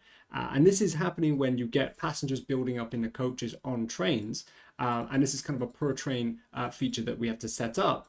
But it actually, you can hear a dynamic building of audio. And I think the audio team have really done a great job of kind of making it feel like you're in an alive, dynamic, cab full of people that are having conversations. And I think, Matt, the way you talked about this working is that, if you've got a few people in the coach, but not too many, it's going to be fairly minimal. But the more people that come into the coach, the bigger and more loud this audio grows. Yeah, absolutely. A big shout out to the audio team. This was something one of the audio engineers did off his own bat, just because they thought, wouldn't it be good if tried to do some experiments, sent me the video saying, "What do you think of this?" And I'm like, "Submit that right this second. That's amazing." Because it just adds a level of ambience. Conductor mode in particular, it's a bit quiet on the coaches normally, whereas now, you're gonna be wanting to go back to the quiet. Honestly, it's quite chattery, especially when it's busy. So you will have a way of controlling. I think in some cases the cab there is this release has got a whole bunch of new audio sliders for controlling various different audio, and one of them is how much of this you hear in the cab as well. So if you want to turn it off, you can turn it off. But if you want to leave it there a little bit, because hey, you know what? Even if reality you might not be able to hear it, it does make you feel a bit more like you can sort of then hear the train getting more busy and empty as you go on. It's a really neat thing, and I love the way it works. I know on one of the Union 802 service, one of the ones I've been testing on the 802 services, starting from Plymouth at rush hour, and my word, the noise! It's like, can you all shut up? Well, and one of the things I think, one of the best things is add is that you can also hear this in conductor mode. So while you're picking up tickets, you're moving the luggage aside, you get that kind of real discussion and noise that makes you feel like you're there. And then let's compare that when we add in the announcements, you add in the onboard announcements happening as well. Suddenly it feels a lot more alive, and that's just with the audio, and it feels like you're there, and it feels like you can hear it. You can almost close your eyes, and I mean, sometimes you're closing your eyes for an experience that is just people talking and loads of loud things happening, but it's the immersion element that really gets you. And of course, we've teed it up, but the final one of our core main announcements with Trains and World is I don't want to play that again. Is the passenger and platform announcements. So these are going to announce when trains arrive and when they depart across platforms, station platforms, and they will be linked to the PIS, and they will be onboard trains as well. And this is just fantastic. I don't have awkwardly, I don't have any logged into my my OBS setup here. We did play a couple clips in the Dovetail Direct, but we will be really showing this feature off in the coming weeks. We've got an article coming out just next week that dives into these core features in more detail, and of course we've got our preview live streams. But this is really nice, and this is something that I believe, Matt, we've built quite dynamically so that we can apply it to a lot of routes, and it's a feature that we can kind of carry forward as well. Oh yeah, I mean we've got the ability to. So it's essentially a kind of a scripted system. It's not literal scripting, but it kind of gives us the benefit of scripting. So one of the things that if you look at the way that announcements work, so on in the UK, it'll be the next train on platform 4 will be the 11:34 service to Exmouth or something like that. So yes, it does take into account virtual destinations. And you'll get that in Germany. It says, I can't remember the wording of it. When we come to doing the German route, I'll try and get an English version of it so I can read it out. But it includes this is the RE 1403 service too. So you get train specific details in there and all sorts of other things in there. So the announcement is different. And when you go to America, you get something like Hoboken passengers, the next train to depart such and such station, or on track 3 will be the 11:43 service 2, or the outbound service 2, or the westbound service 2. There's all sorts of different different ways the announcement works. It's not one announcement system smacked onto everything. It's kind of announcement system that can then be configured. What's also cool about it is that we've got different voices in there. Now they're all generated voices. We've not used any official announcements. There's no licensing for that. We've tried, and no, you can't use the Freedom of Information Act ones. They're not licensed for commercial use. You've got, but we've tried to get them as close as possible. I'm really happy to say that the ambassadors that came and saw us at the Visitors' Day were telling me they thought it sounded surprisingly close, in all the territories they were listening to. So, but they are custom. Being custom means that we can easily get extra announcements to do whatever we want as well. That gives us a huge amount of flexibility in there. So we can record all place names, station names. We can get everything that we want in there and put other things in the future. It's quite an expandable system as well. We've got male and female voices. You'll find, like on the 150 and the onboard announcements, you get a mix of male and female as you're approaching a station, for example. Each platform can have a different voice set up on it, and even potentially, I think, a different script on it. So it's not just a whole station. Different platforms can have them. So if you've got, for example, a set of platforms which are predominantly one operator and a set of platforms predominantly a different operator, and they have slightly different announcements, we can do that too. So it's really cool, really flexible, and again, much like faults, think of it as a V1. I would see the system expanding on how we do that.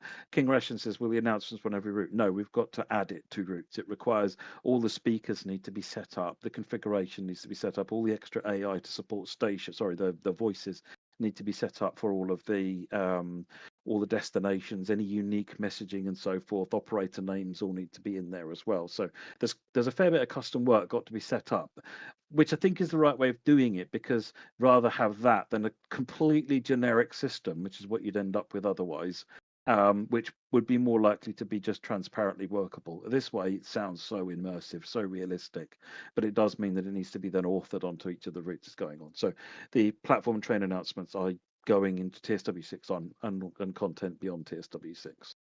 And a question from an amazing username, Cherry Tomatoes of Gondor. You asked, will they be in the country's respective language? I believe we've got English and German, because those were the two that we played during our Dovetail Direct countdown, which were also kind of teasing some of the features. So if you noticed any of those teasers, congrats. But we will have, again, we've got male and female voices, and we've got English and German voices as well. And American. So in Hoboken, it's an American voice that sounds similar to the voice that does the platform and the platform and on-train announcements. Germany, you've got very much German announcements. I know that because I listen to it and go, yep, that's German. I have no idea what it's saying. Lucas and others tell me it sounds about right. So, I trust them on that.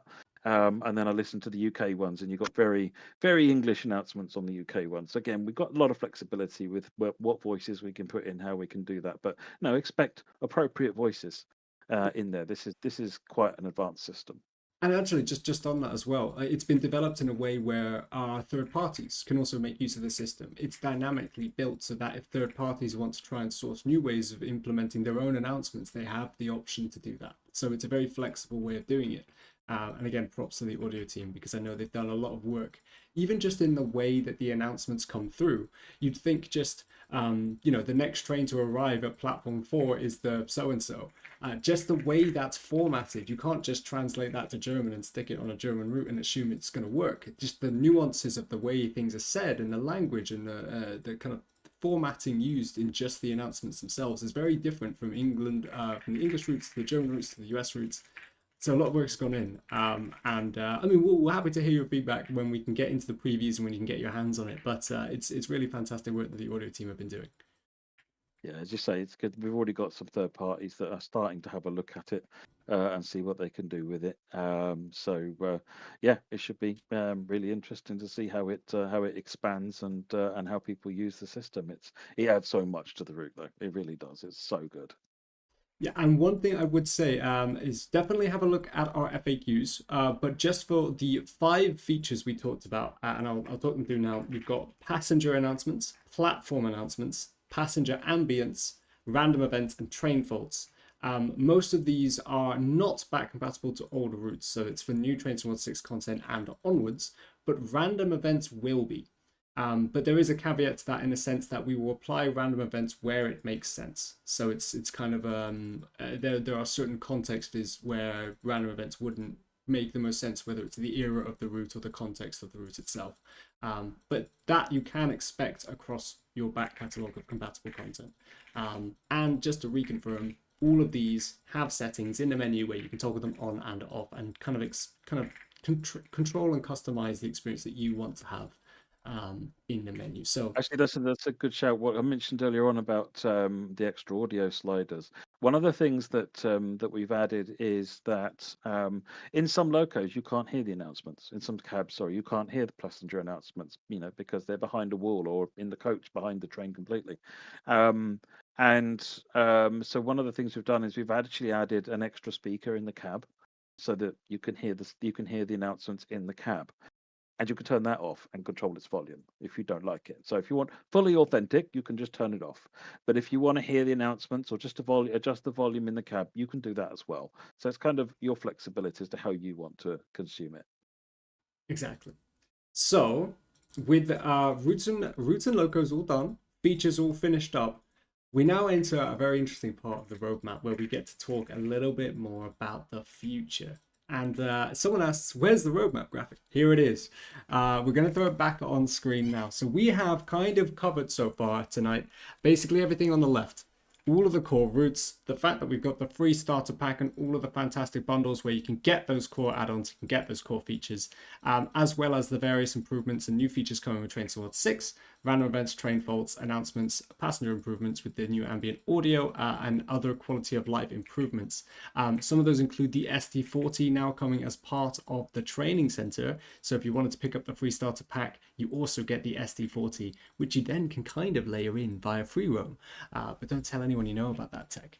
And now we're going to focus on the right hand side of the roadmap graphic, which is all the exciting stuff coming after the launch of Train Sim World 6, from third-party partners, from our teams as well.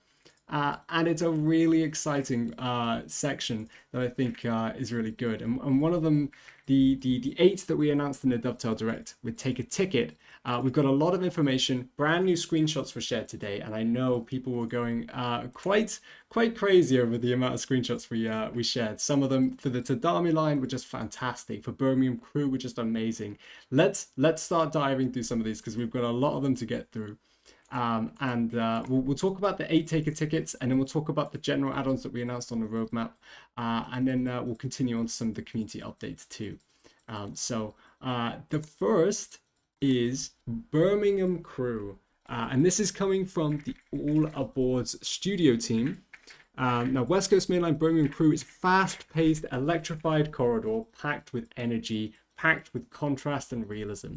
This is their first route as a developer coming into Train Sim World. It's going to be set in 2019, and it is also the first route add-on coming after the release of Train Sim World 6. So obviously, you've got all the core routes and you've got all the core information that we've just been over, but this is the first route coming after all of that. And it uses the class 350-1, -2, and -3. Plus, you also get the 350 in the British Transport Police livery. And we've just got some fantastic images to share you here from the All Aboard studio team. So let's have a look. And Matt, what do you think? I mean, this is Birmingham Crewe. I used to go to Crewe like every other week. I went to college around Crewe, and I'm just looking at the screenshots, and I'm like, I know that place. I've been on that platform. Yeah, no, the All Aboard Studios team, someone in the chat said they're killing it. They're completely accurate. They've done a really, really beautiful job on this route. It's definitely one. I've not even had a chance to have a play with it myself. I've just been eyeing up screenshots and things that I've seen. It's just been like, man, I need to get me some time and have a play with this one because it's a good run on the Pendolino, but you've also got all the other variations of the Class 350 in there as well. So there's some really good, interesting, unique behaviours there. So no, really, really good route, really fun to drive, lots of nice variety. You got your stopping services with the 350, you've got your express on the Pendolino. Loving it, really loving it. It's just, I mean, these screenshots are fantastic. And I must admit, the All Aboard Studio team are so keen. They've been sending us loads of messages. They've been sending us these wonderful images. And I just can't wait to welcome them in. And if you had a peek on the roadmap graphic, they've got another add-on coming up, which we'll talk about in a little bit. But like I said, there's Crewe Station just the outside of it with the classic kind of like taxi parking rank, which is always too busy and you can never park your car. And I know that box. It's just it's so wonderful. To me, this is the first route in a long time where I've really truly been able to connect with a station, connect with the art behind it. I'm so excited. And I really hope for those of you that are really into modern UK routes as well, because it's set in 2019, that this is something that you can get really excited for. Now, what It'd be I really will... interesting to compare and contrast as well, because obviously Crewe exists in the game already, but in Steam era. So you know, it'd be really interesting to look at both of them, and you can see how the area has changed, and also where it hasn't changed. It's going to be so exciting. And I know there's a lot of questions, and what I will say is we've got a lot of take a ticket routes, and then we've got a lot of other roadmap additions. We won't be going into loads of detail tonight. We have a full roadmap that we released earlier today, actually. There's a link to it in the YouTube description. If you're on Twitch, you can find it on our Dovetail Live page. We've got a lot of extracts from the All Aboard Studios team and all of our partners that wanted to share comments today. I would recommend having a look. They're a wonderful team. They're really excited about the route. They talk about it in a lot more detail than we will on our live stream tonight. But have a look, have a read, and just know that over the coming months, we will be talking a lot more about it, because especially Birmingham Crewe is the first route after the launch of Trains to World 6. You will be hearing more. We will be on a preview live stream very soon, I reckon. So stay excited. But if you're looking for more information, take a look at the roadmap. And if there's something there that a question there that is not quite answered, then just hold tight a little bit. They'll be coming up in the near future. But we're going to step ahead here to a really exciting new announcement. And this is something that I think caught a lot of people off guard. It's the first ever Czech route in Train Sim World. And again, this is coming from another new third-party partner to the Train Sim World family, Vector Simulations. And this is just fantastic. You're going to be able to explore 80 kilometers of the Yasira Mountains. And one thing that we revealed today was the screenshots of what that looks like. Now have a look at this. In this add-on, you're going to get the Class 750 and the Class 843. And we're having a look at some of these now. You also get a fully modeled engine room. Now, come on, chat, go wild. How often do you ask for fully modeled engine rooms? Here it is. And the 750 is also a really funny looking locomotive. And I hope I can call it that, because it's kind of got this goggle shape to it. Here it is. Just look at that. It's just such a unique shape. But the landscape is just beautiful, and some of these screenshots from the Vector Simulations team are really truly wonderful. And just for their line as well, you're going to be able to traverse multiple valleys with high viaducts, and you're going to go through 8 tunnels across the 80-kilometer line. And it's set in 2018, so it's fairly modern, up to date, and it just looks stunning. What are your thoughts, Matt? Gorgeous. Oh, I mean, honestly, this is the first time I've seen these screenshots, and I'm a little bit speechless, to be honest. They're fantastic. So yeah, no, this is looking. They're just my hats off to the team. Brilliant work. They're just so colorful as well. Like the locomotives. They've done a fun. I can't wait to talk about this more. And it's one of the ones again that you're going to be hearing more in the coming weeks and coming months. So stay tuned. But this is the first time we're going to go to Czechia with Train Sim World. But Czechia wasn't the only new country we announced, because we're going to take a look at another add-on coming very soon. And that is Lisbon Setúbal, the first ever Portuguese route coming to Train Sim World from another new Train Sim development partner, Virtua Via 360. And this is a group who are actually a Portuguese company. And they're a Portuguese company of rail fans, of train developers, and they're extremely passionate. I would definitely recommend taking a look at our roadmap extract from the team here, because it was really wonderful. But they've given us a summary where you're going to be able to explore 54 kilometers from Lisbon's bustling hubs to the outer commuter suburbs. And you're going to get really iconic scenes from Portugal, including the Tejo River, the iconic 25 de Abril Bridge. Apologies, my English and butchering of pronunciations is a classic at this point. And the picturesque landscape of the Setúbal Peninsula. So 14 stations across this route is what you can expect, and you will get the new 3500 series EMU. We do actually have a couple images. These are, again, this is depending on which take a ticket we're focusing on here. We're looking at various different scopes of project and various different timelines. So we've got a couple screenshots of the route, and we've got a very work in progress gray model of the 3500 EMU here, which you can see now on screen. And you can see that the team are really passionate. They're really working towards something, and I can't wait to start sharing more about this. But Portugal, another new country coming to Train Sim World. It's such an exciting time. Brilliant, isn't it? Absolutely brilliant. It's great to see these. One of my favourite parts of train simulation is exploring new trains and new signalling systems and so forth. So, two completely new territories to go crazy in. And exactly, Dan the Wally in chat, this puts the world in Train Sim World. I mean, every time we go to a new country and push out those territories now, I think Matt called it out in the direct, it's the 13th country coming to Train Sim World now. When we include all of them from the take a ticket section, it's just wonderful. But we're not done yet because, of course, and you guys know about the journey we've been on with Tadami Line. We've been talking about Tadami Line for some time now, and I think it was quite funny that a lot of people mentioned that the direct, this isn't the first Dovetail Direct that the Tadami Line has been in, but we've been able to share the first section of gameplay, and actually some of the screenshots that came out in today's roadmap were just amazing. And this is something I really want to talk about, and I'll do it while the stunning screenshots are coming on, so don't worry.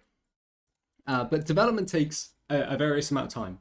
We've got loads of third-party developers, but I think the thing to think about here is that even project scope from one route to the other, whether you're doing an 80-kilometer route or a 54-kilometer route, it's going to vary so much. Obviously, the context of what you're making. Are you making mountain sceneries, or are you making lots of stations? It's going to vary so much that it's hard to kind of compare one to another. And also, when you think about the teams that develop this content, the team size is going to differ. The team culture is going to differ. And I know a lot of you are really keen for Tadami Line, and we know it's been taking a long time, but let the Union Workshop team cook, because these screenshots look fantastic. And this is going to be a monumentous moment, because it will be the first Japanese route in Train Sim World. And it is coming with full Japanese localization. Now, that is not necessarily coming from the Union Workshop team, but that's coming from our teams as well, supporting the release of Tadami Line. And hopefully welcoming in a whole audience of Japanese players with the Tadami Line that can enjoy the route, enjoy the scenery in their native languages as well. So with this route, you'll get the Kiha 40 DMU. There were 3 classic liveries. There's a screenshot going around where you can see some of these included as well. And the Tadami Line, for those of you who don't know, if this is your first time seeing it, this is going to be a line that runs along the Tadami River in Japan. And it really lies in the magnificent scenery of the mountains. I mean, you saw some of the bridges, the forests, the trees. It passes through these bridges as it heads towards Oka-Aizu. And it's just beautiful. Matt, what do you think? We've been talking about this for some time. If you've played any of Union Workshop's routes on TS Classic, which is, Tadami Line is actually on TS Classic already, then you'll know that Union Workshop have a penchant for really, really stunning scenery. They've got a very unique style for how they do foliage, which is so nice, and you can see in these screenshots that they're bringing that to bear in full bore. And a really strong understanding of the railway and the environment, and they're making full advantage, or taking full advantage, sorry, of the features in TSW. So this is I've always been looking forward to Union Workshop. They're really coming to TSW. They're a really strong team that work really hard, really love their craft and love what they create. And that kind of passion just it oozes out of what you can see in the screenshots. So this is definitely one to look forward to. It's taken maybe longer than everybody would have liked it to have taken, but it's probably going to end up taking exactly the right amount of time. So, and that's the thing. It's rather than wishing for it to come out sooner and so forth, let's just wish for it to come out great. And I can see from the looking at the screenshots and knowing Union Workshop, they will make sure it gets exactly the right amount of time. So I'm I'm really happy with what they're doing there, and yeah, looking forward to getting that one out for people to play with. I'm really glad seeing everyone in the chat supportive of, making sure that the time is put in when it's needed, and also just kind of just hyped for the Tadami line. And I know we did talk about it. We talked about it in Train to World 5 in a direct, and we talked about it in a month's coming. But we'll let Union Workshop work at the pace that they're working towards. But it will be coming soon. We have confirmed it will be coming in Train to World 6. It won't be It's too not long. far off now. The difference is now you got drivable trains in the route. The route is pretty much finished at this point, so it's homing in on the final straight now. So it's looking good, and performing pretty well actually as well. So yeah, there's lots of things here. The first route a developer does, and this is not just a new route; it's new territory, it's new train, it's new signals, it's new everything. So it's kind of much like the Czech teams and the Portugal teams. It's a mountain to climb, and they're all doing such a good job.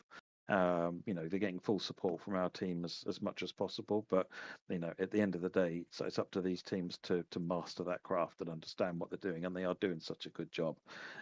So it's really really really pleased to see these new areas coming in and looking so good. So yeah, really cool. So we've still got more tickets to cover. We're actually going to switch up and actually talk about a couple of tickets that and route add-ons that are coming from the Dovetail Games team that we're working on. And one of those that we announced was NEC New York to Stamford. So you're going to be heading out from the across the Northeast Corridor with local New York freight. And you've got the Grand Central or New York Penn as your choice towards heading to Stamford. And you're going to be driving the new Metro North M8 Loco. Now, what we don't have is any route screenshots, scenery screenshots. We have Matt's wonderful insight to talk us through this. But what we do have is a route map for you. So you can kind of get an idea. And I must say thank you to James Lewis. He lovingly crafted these route maps to give us the feeling. And he's taken some kind of archive screenshots from some of the other routes. You've got Trains in 2020 here with the kind of bridge in the bottom right, Harlem Line archives from the top left. This is just a general map to give you the sense of what you can expect from this, but this should be a really fantastic route. The bridge. Come on, Alex. It's Hellgate Bridge. It's such a cool bridge, and I'm really happy to get Hellgate Bridge back into the game actually. So yeah, this is New York Penn following the Northeast Corridor over Hellgate Bridge, through past Oak Point Yard, Hunts Point Yard. Up through New Rochelle to Stamford, and then you've also then got Grand Central Terminal along the corridor there, taking the right down to New Rochelle, and then continuing the run up to Stamford. The M8 is a dual power train, so it's I say dual power, it's dual input, so it's third rail and it's overhead power, and I can't remember exactly. It's sort of 2 stations out from New Rochelle. Can't remember what the name of it is, but it's a couple of stations out from New Rochelle down towards Grand Central Terminal. There is where they do the changeover of power between the third rail and overhead, and they run the third rail on the bit into Grand Central and overhead on the Northeast Corridor. So yeah, that's an interesting wrinkle to what the M8 does. The M8 is a cool train manufactured by Kawasaki, similar to the M9 on Long Island, if you're aware of the M9, but it's got a bit of a different visual and so forth to a different cab and so forth. So it's not an M9, but it's from the same manufacturer. So yeah, there's lots of interesting stuff there. And freight wise, you've got Harlem River Terminal, Oak Point Yard, Hunts Point Yard, and CSX will be running along up and down that little section there. And you've also got the really iconic. If you see any kind of pictures of Oak Point Yard, you'll see that there's these iconic, well, not say iconic. There's these really really crucial yards that you have, freight cars that you have, which have got orange lids and green sides to them. Those are trash cars, and they run essentially between Harlem River Terminal up to Oak Point Yard, and then ultimately they head off down to a barge to be taken elsewhere and the contents disposed of. So it's where all your trash cars bring the freight, the trash from. So the trash cars will be there. in Oak Point Yard, and you'll be shuffling them backwards and forwards with the trains. So there's good variety, because obviously you've got the ACS 64. There'll be AI layers coming in that give you the Acela Express to drive on there as well, and then you've got the M8 combined with the M7 and the M7A and M3A. Those ones, the M7A, M3A, will layer in from.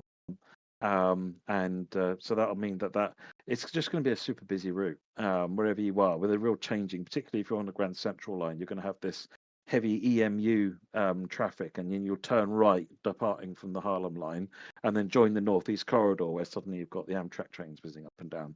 So it's a really interesting route for these things. Now, when it comes to, I noticed a couple of people talking about the older routes that are in there. There's, I think, virtually nothing from the original route in that area going to be just because it's just too old, and is going to be redone to current standards. Some of the Harlem River line will certainly be reused and upgraded, and then Grand Central Terminal is getting its lower deck as well, which is a massive upgrade to Grand Central. For those of you that don't know, Grand Central has 2 floors, and only Harlem River Terminal only had the upper floor. So we'll be doing the lower floor into Grand Central as well. Which is going to be important actually for the number of trains we'll be managing around going in and out of there. They won't fit without the lower deck. Yeah, it should be. I'm really looking. It should be tons of fun, super busy, and it'll be. I think it'll be really great route actually. I think again, I'll reiterate my initial message. We're sharing all of these tickets. Their announcements will give you some details, but trust me, the proper full information will come later down the line. Someone did ask how long the route was. So if I hold up my ruler here on the screen, that's given me about 17 centimeters. So hopefully that's enough information to go on for now, and we'll give you the full route details when we can. But no, of course, we've got another one from our teams as well. So we'll room move for on. one wheel. Yeah, you heard it from me first. But we're gonna move on. So we've got another one coming from our teams, and we're going to Germany. We're going to Southwest Germany with Stuttgart Heilbronn. Now this is a 2000 era route, and it's gonna be a mix of freight yards and fields. You've got 50 kilometers of track and an extremely busy section. You're going to have very busy timetables. And actually, what we have for you today is some very work in progress images. Now, you've got to thank our art team, and I'm going to shout out to Tom Walters from the Dovetail team here. He was able to give me a couple renders of the BR140 and the new DB Wittenberger Sturwagen. So everyone say thank you, Tom. And let me show you what we've got here. So, well, firstly, we've got the route map. We'll come back to that. Let's have a look at the locos. So again, these are work in progress. They do have colors on them, but ignore the colors. The colors are simply there for the art teams to get a sense of proportion and scale when they do their modeling. Thank you, Tom, in the chat. Very appreciated. But yes, you can see the BR140 here, and in the Sturwagen as well. And again, these are routes that are quite far away from releasing, but they're in development. Teams are working really hard. And we'll come back to the loco as well. We talk more about it, but we do have a route map here, and that's the full line you can see, 50 kilometers of track, but it's gonna be busy. And there's a little teaser on the screen there, so if you haven't seen the road map, don't worry, you've got a little spoiler coming up later in the stream. But Matt, what do you think about this route? I mean, Lucas, this is specifically one that Lucas was really buzzing about. Getting Stuttgart in, and this is the original Stuttgart station, not the modern rework.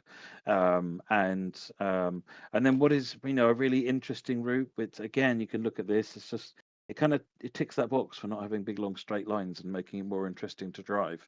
There are lots of high-speed routes in the game and things to do. This is another one where you can have a lot more variety. All types of traffic run up and down this line. BR140 is going to be different and fun to drive. Really hyped for the Wittenberger Starwagen. Different kind of cab car to go on there as well, because they run with the Dostos. Oddly enough, it looks really bizarre with this single deck cab car and the double deck Dostos running behind it. Yeah, it's really interesting. It's going to be a fun route with lots of stuff going on. Very busy freight route as well, as I understand it, which is good. Ticks a box for me as well. Yeah, no, looking forward to this one. It should be a lot of fun. And to answer Cheeseball in the chat, it looked like it was about 14 centimeters based on my calculations. But of course, no, it is. We've announced this one. It's 50 kilometers. So it's quite a bit longer. Maybe, I don't know, maybe 3,000 times bigger. I think, if I done my maths right, maybe a little more. um, but there you go. There's Stuttgart, Heilbronn, and I hope for for German players, there's more German content coming from our teams. But there is another team that loves making German content, and they have an add-on coming up that we're going to talk about, and it is the second of its kind. What could we be talking about? Of course, the Expert DBBR145, the second ever Expert Loco coming from the TSG team, and this is exciting. I think people loved when we released the first Expert Loco, the Expert 101, and again that was from the TSG team, so props to them. But this one will feature a DB and RBH livery, all new expert level features, including manual brake hose operation and working angle cocks and more. These were just some of the examples that Lucas wanted to provide me at the time, because again, it's still in development. But of course, you'll get new T3000E container wagons, and all of this will provide additional content that works on the Dresden Leipzig Train Sim Mod 6 core route.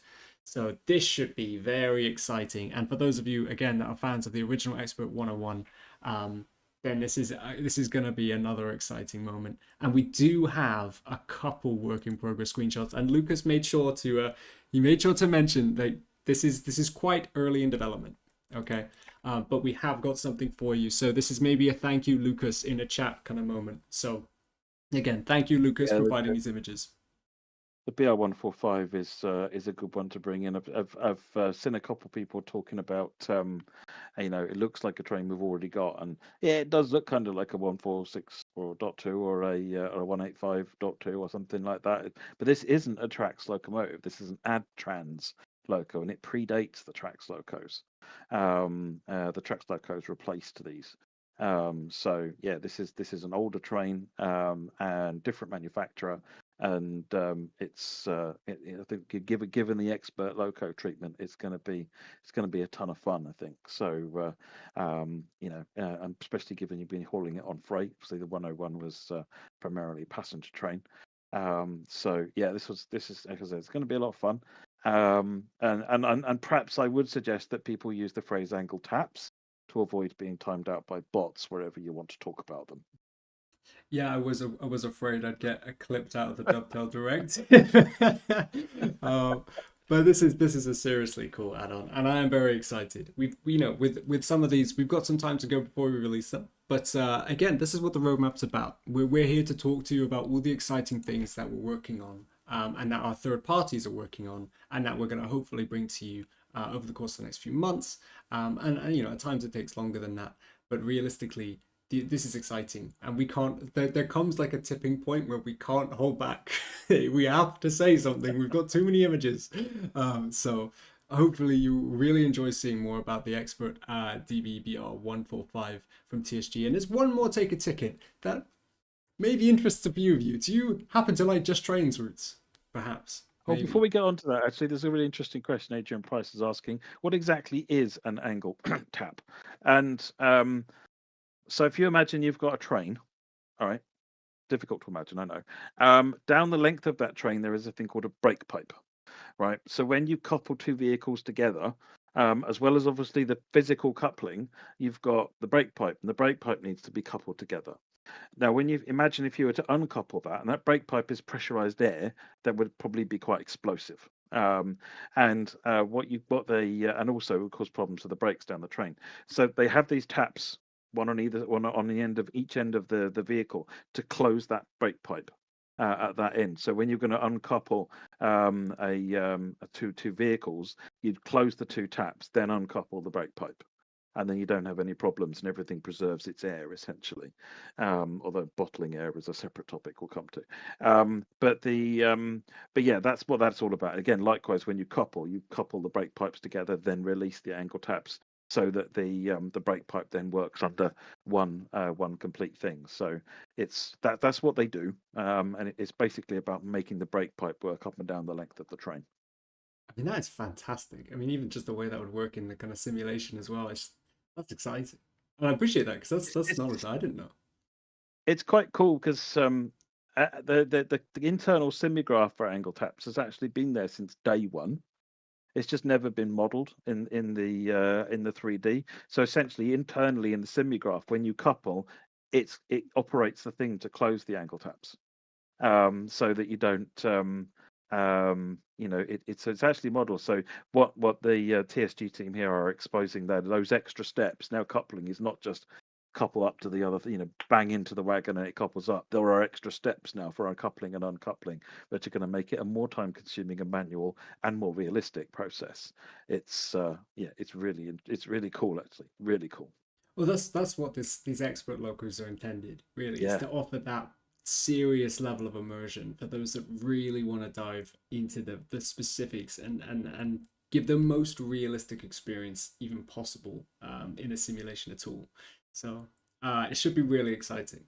But yes, I think a couple people did guess correctly. The final take a ticket, which I would assume many of you have already seen, but we'll share about it and we'll share the new images, is Crewe to Preston from the Jess Trains team.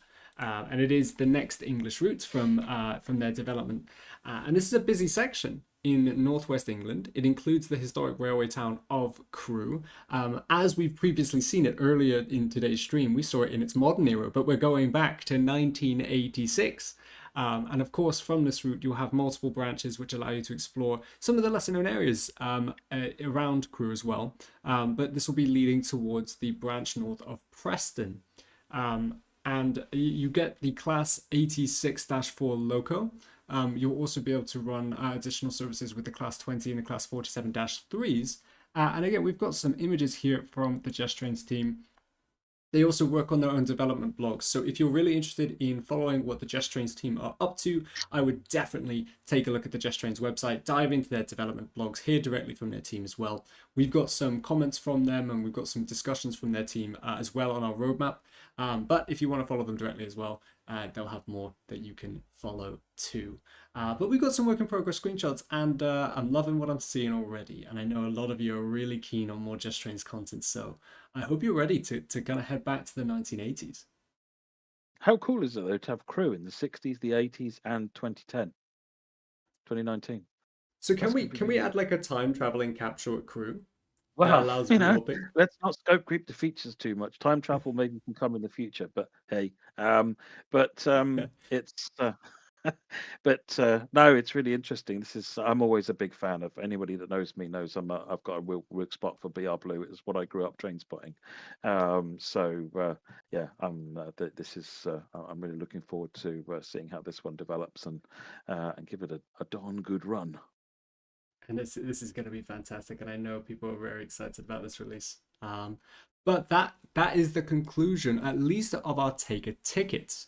So Take a Ticket is our show that includes all of our exciting announcements that we include in the Dovetail Direct, but that is not everything. And so what we're going to talk about now, and if I flick back to our roadmap graphic, is now we're going to talk about some of the things that are still on our roadmap graphic that we haven't talked about, of some of the projects being worked on by the various teams that we've got updates on this month as well. And one of them we don't have any screenshots for. Now, I'll tell you why. And it's a really interesting reason, and it comes up a lot. But we work with licensors. And obviously, sometimes when you work with licensors, you've got to get approval for using images and assets. You've got to get approval to use them in game. And there's a whole process there, which is really complex. And we have a wonderful licensing team that help us do it. And I've seen the photos. They are glorious, and I can't wait to show you, but we can't use them today. And of course, what am I talking about? I'm talking about the Class 805, which was announced from the All Aboard Studios team. So again, it's another new add-on from their team. And you're going to get ready for a modern mainline experience in the 805. And like Matt said, they were assisting us as well with some of the technology for the 802 in our release. But this is developed by the All Aboard Studios team. Brand new BR Class 805 coming to Train Sim World. Cutting edge design, authentic operation. It's going to be really great intercity gameplay for the West Coast Mainline South route. And you'll get 27 newly added Class 805 services based around the real-world Avanti West Coast diagrams, running from early morning all the way through to late night. I know that I've seen the glorious photos. They look great. I can't wait to show you. But the All Aboard Studio team are working really hard, and they've got a really big extract in our roadmap that talks a lot about the Class 805. I think we've got about maybe 6 or 7 paragraphs about them talking about the history, how they want to use the loco in the game. If you're interested, definitely take a look. And again, if you're watching on YouTube, jump into our links in the description and have a read, because it's really exciting. But Matt, the 805, what makes it so special? Actually, I'm going to go ahead and say beats me. This is something I know very little about, and I'm looking to learning more about. So it's yeah, I know it looks stunning. I mean, the livery is probably one of my favourite modern liveries. So yeah, I'm looking forward to seeing it. But no, I'm probably not the most qualified to go into detail on that one. Well, we'll have to share more when we're ready. And trust me, I'm just a button away from just loading the image up and taking the licensing hit. I am a button away, but I can't. I won't do it, but it's there. Advisable. Not advisable.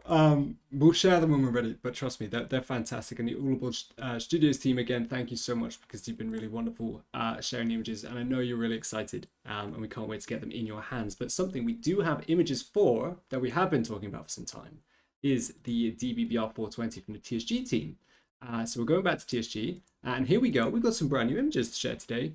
And actually, part of this is because they've got a new update. So we've been talking about the 420 for some time. And obviously this is a new add-on coming, a local add-on coming from the TSG team. But we've got a bit of an update today, because since their original announcement, which talks about some of the new details and screenshots, they've got even more features coming. What they've added is 5 new versions of the 420.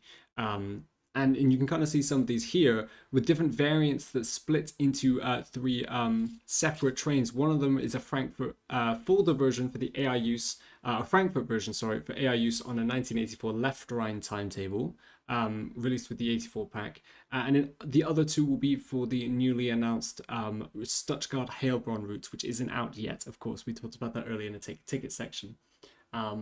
But have a read on the roadmap. There's a lot more information there from the TSG team. They are adding even more to the pack, and they are really excited. And we've been talking about this at least in the last few roadmap monthly articles now. And it's really shaping up to be a fantastic release when it comes out.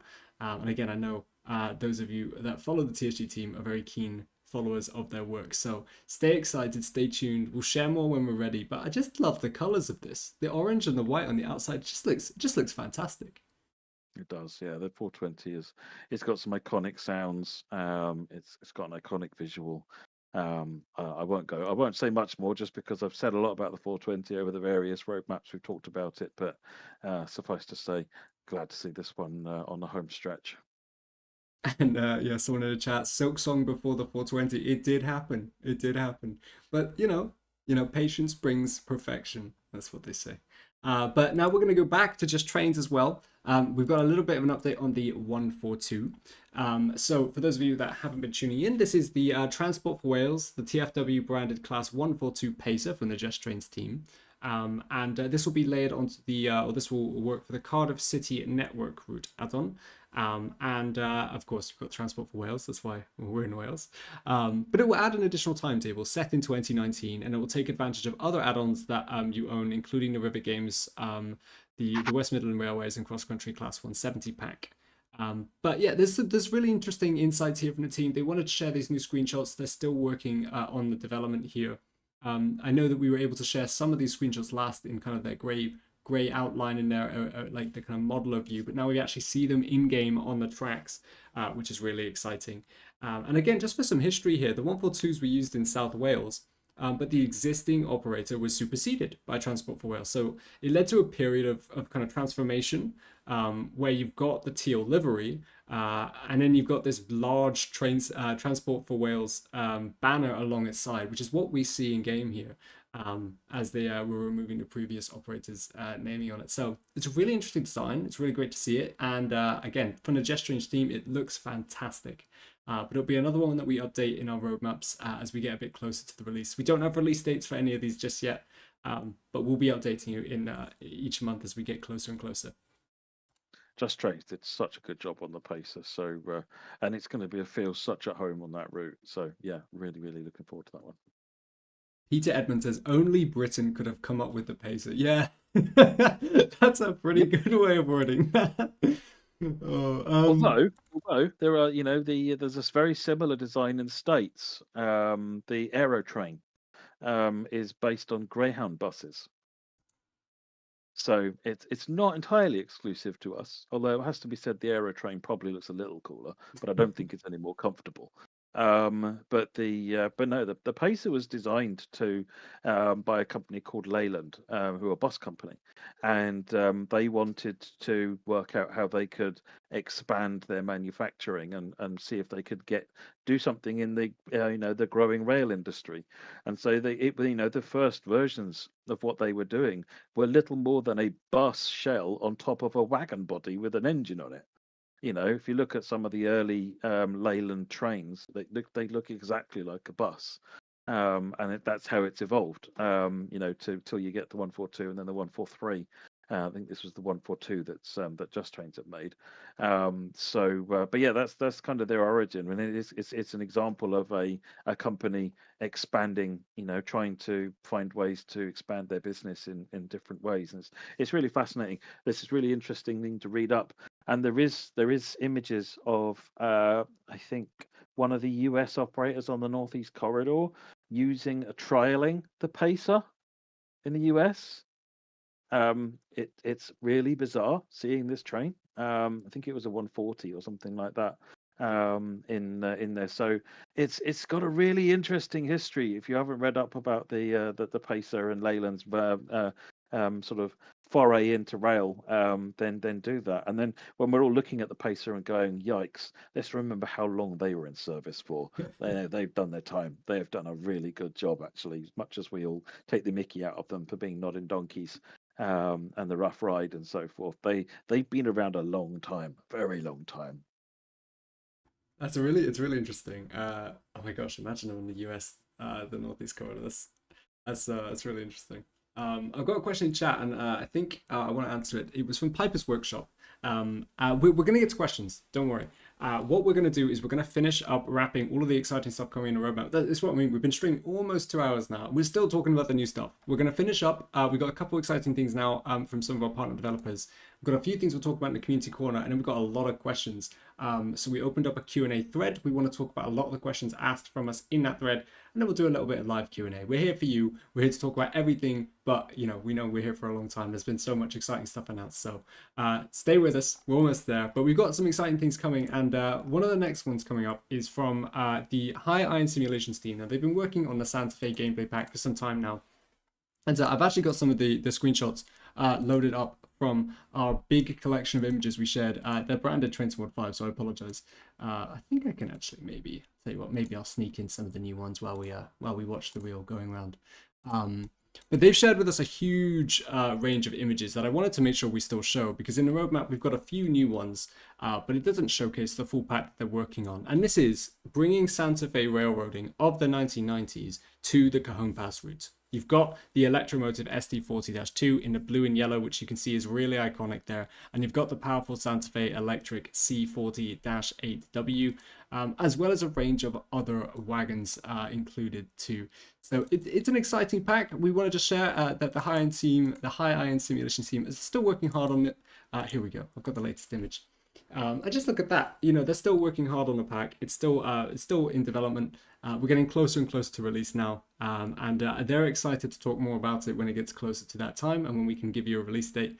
But hopefully this should just really bring some more gameplay, bring some more colors to the Cajon Pass route, because again, they're just striking liveries. They're just striking colors, and it's one that I've been excited about for a while, but I'm really excited to see it come out in Train Squad 6. So something coming from the High Iron Simulations team. And now, as we wrap up the roadmap section, we've got a couple more things to talk about here, but from one more partner, Grump Dog Games.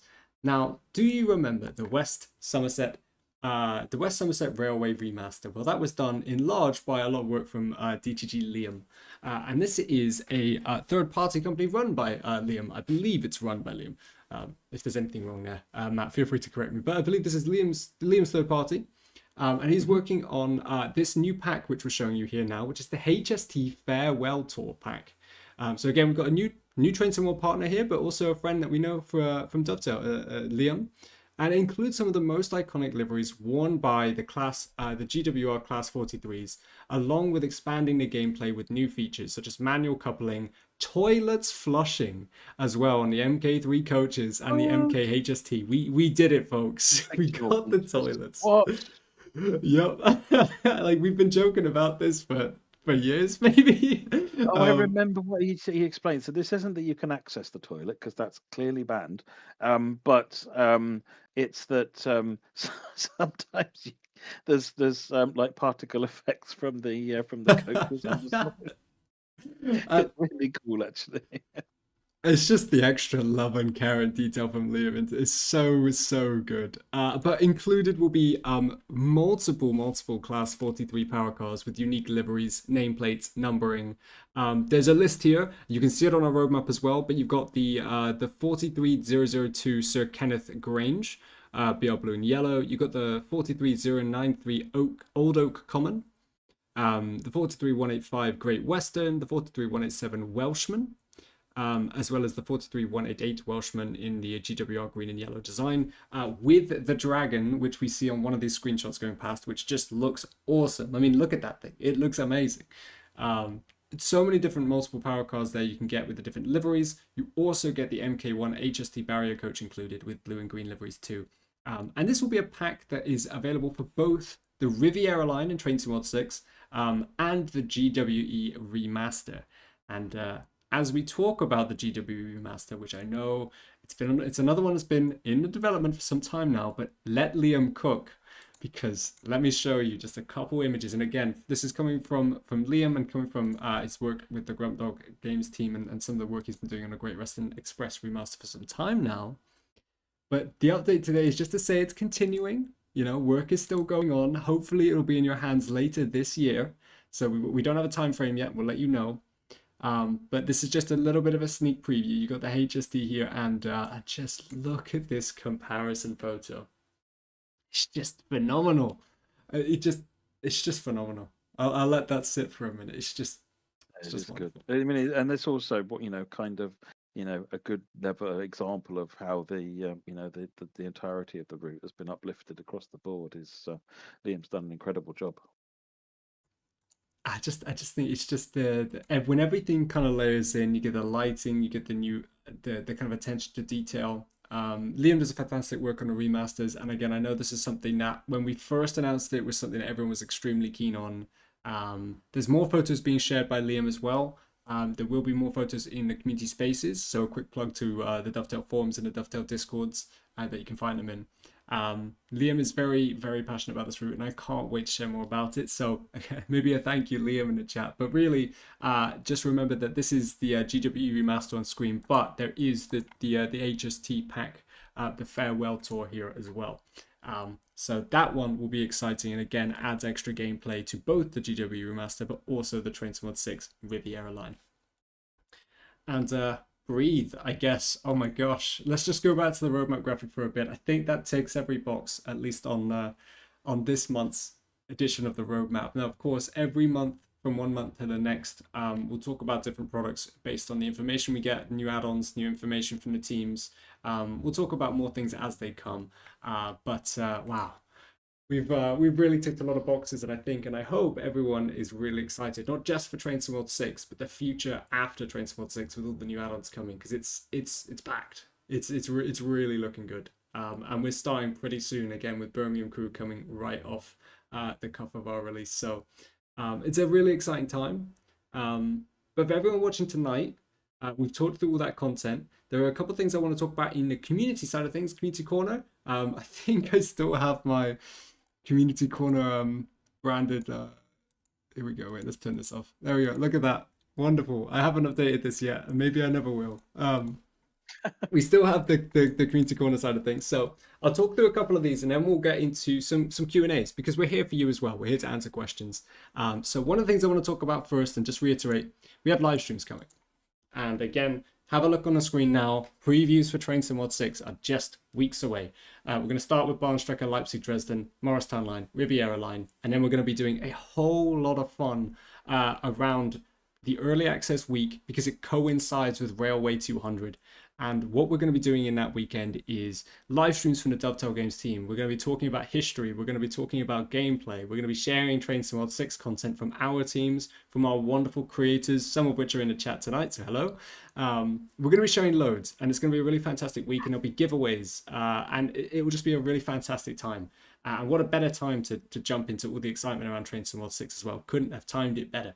And then on the 30th as well, we'll do a launch day Let's Play. And after that, we haven't got it on our asset here, but you can expect a very similar thing to what we do with each new release, which is tutorials, fun streams, we do guides. Ultimately, we want to bring new people into Train Sim World, teach them how to play the game, show them to a welcoming community, and keep the excitement going. So that's the live stream schedule. And one thing I want to talk about here is something that was on the roadmap, and I really want to put some attention to. And it's the monthly mastery. And you've been talking since we did in Train Sim World 5 and Train Sim World 4, actually. We launched it in 4 and we did it all throughout the year. We had the monthly decal badges. So it's kind of our way of saying, jump into Train Sim World, play a set of monthly challenges that we've curated for you, and we'll give you a badge, we'll give you a reward. And a lot of you really enjoyed it. And we know that the monthly badges, whilst they're nice to collect, it's kind of a small token of our appreciation. It's not a massive reward. It's not something you can put in a profile or anything, but it is nice to collect. You can add them to your liveries and you can play them on the routes, and that's quite fun. But this is our way of saying we're going to try and keep adding more. So what the team have actually done is designed a set of posters around the core routes of Train Sim World 6. As you can see here, you've kind of got the Riviera Line left, Morristown on the right, and then you've got Leipzig-Dresden in the middle. They've designed a set of posters around the core routes, around the different seasons of the year, and you'll be able to collect these on top of a new set of Mastery decal badges. So there'll be a tier 1 and a tier 2 to the monthly Mastery. And again, I know it's the little things, but we want to remind people that we're here to reward people that want to log into Train Sim World every day. They want to play every day, they want to grind for something, they want to earn something. And yes, there may be little posters, but they can show up on the routes once you've unlocked them. You can toggle them on, and you can just be reminded that, oh, yeah, I did that. You know, I got the monthly achievement each month. And let us know what you think, because again, we're really trying to make this feature feel like it's for the players, for the people that want to log into Train Sim World every day, and just tick that box of a little bit of extra, a little bit of an extra thing to earn while playing. So let us know what you think. But there'll be new posters to collect, which should hopefully just add another reason to want to log in and do your mastery. So now we're going to go over to some Q&A. So I'll go back to our cameras here. I've got a list of questions from people that put questions on our thread in the forums. We set this live a couple of days ago. There's some key topics I want to talk about first. We'll do a little bit of talking in the chat, but we've got a lot of questions already pre-submitted. So we'll talk through some of these and we'll see how we go. But we appreciate everyone that's tuned in tonight. It's been a bit of a long one, and we'll go for a little while yet. So the first one, there is another elephant. I think we've already mentioned about an elephant being in a room, so I guess we're talking about a bigger elephant in a slightly adjacent room. We talked about other titles. So in our soft announce, we're calling it the soft announce. When we talked about Train Sim World 6 being real, but we didn't say anything. It was really fun. Me and Matt were there. We talked about other titles as well. Now, we originally did plan to talk about these in a direct, but we changed our plans. And we thought it best to save the news because we had lots of exciting stuff for Train Sim World already happening. And I mean, we've already been on the live stream for 2 hours just talking about the new content. We'd be here for maybe 3 if we were talking about everything. But we know that there were other announcements. We will talk about these when we're a little bit more ready. I hope the news about Train Sim World 6 is exciting enough. But we understand there were other titles. They are still coming. You'll hear from them. You'll hear about them very soon. So stay tuned. But I know a lot of people are a bit curious as we just got Train Sim World 6. Where's the other new stuff? It's coming. So it's on the way. And another one I just wanted to acknowledge as well is we get a lot of questions whenever we release new editions of Train Sim World, and it's the question of, is Train Sim World a yearly cycle? Are we going to see this every year? And I think the best way to acknowledge this is we talked about this in the past when we came to Train Sim World 5 releasing.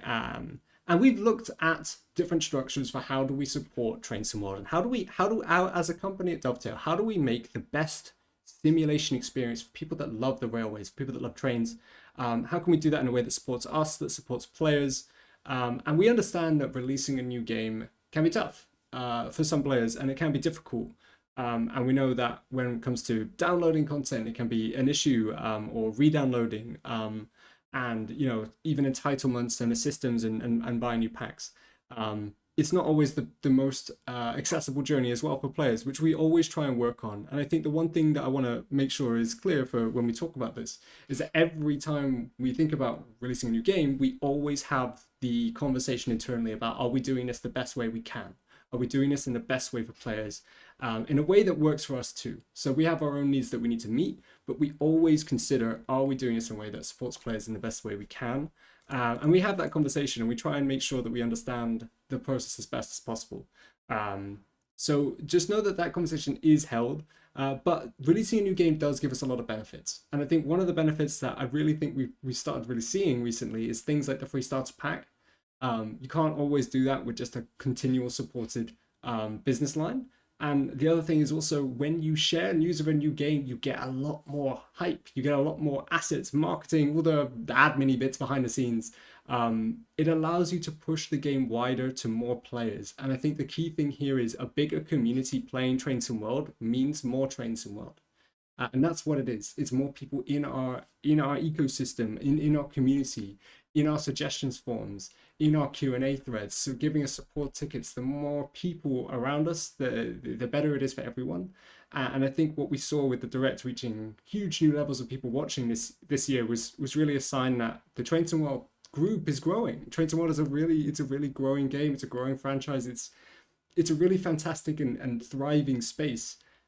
So again, we want to make sure we support all those players as best we can. At the moment, we still believe that the model we have is pretty robust. It works really well for our teams, but we do have that discussion of how can we make it better.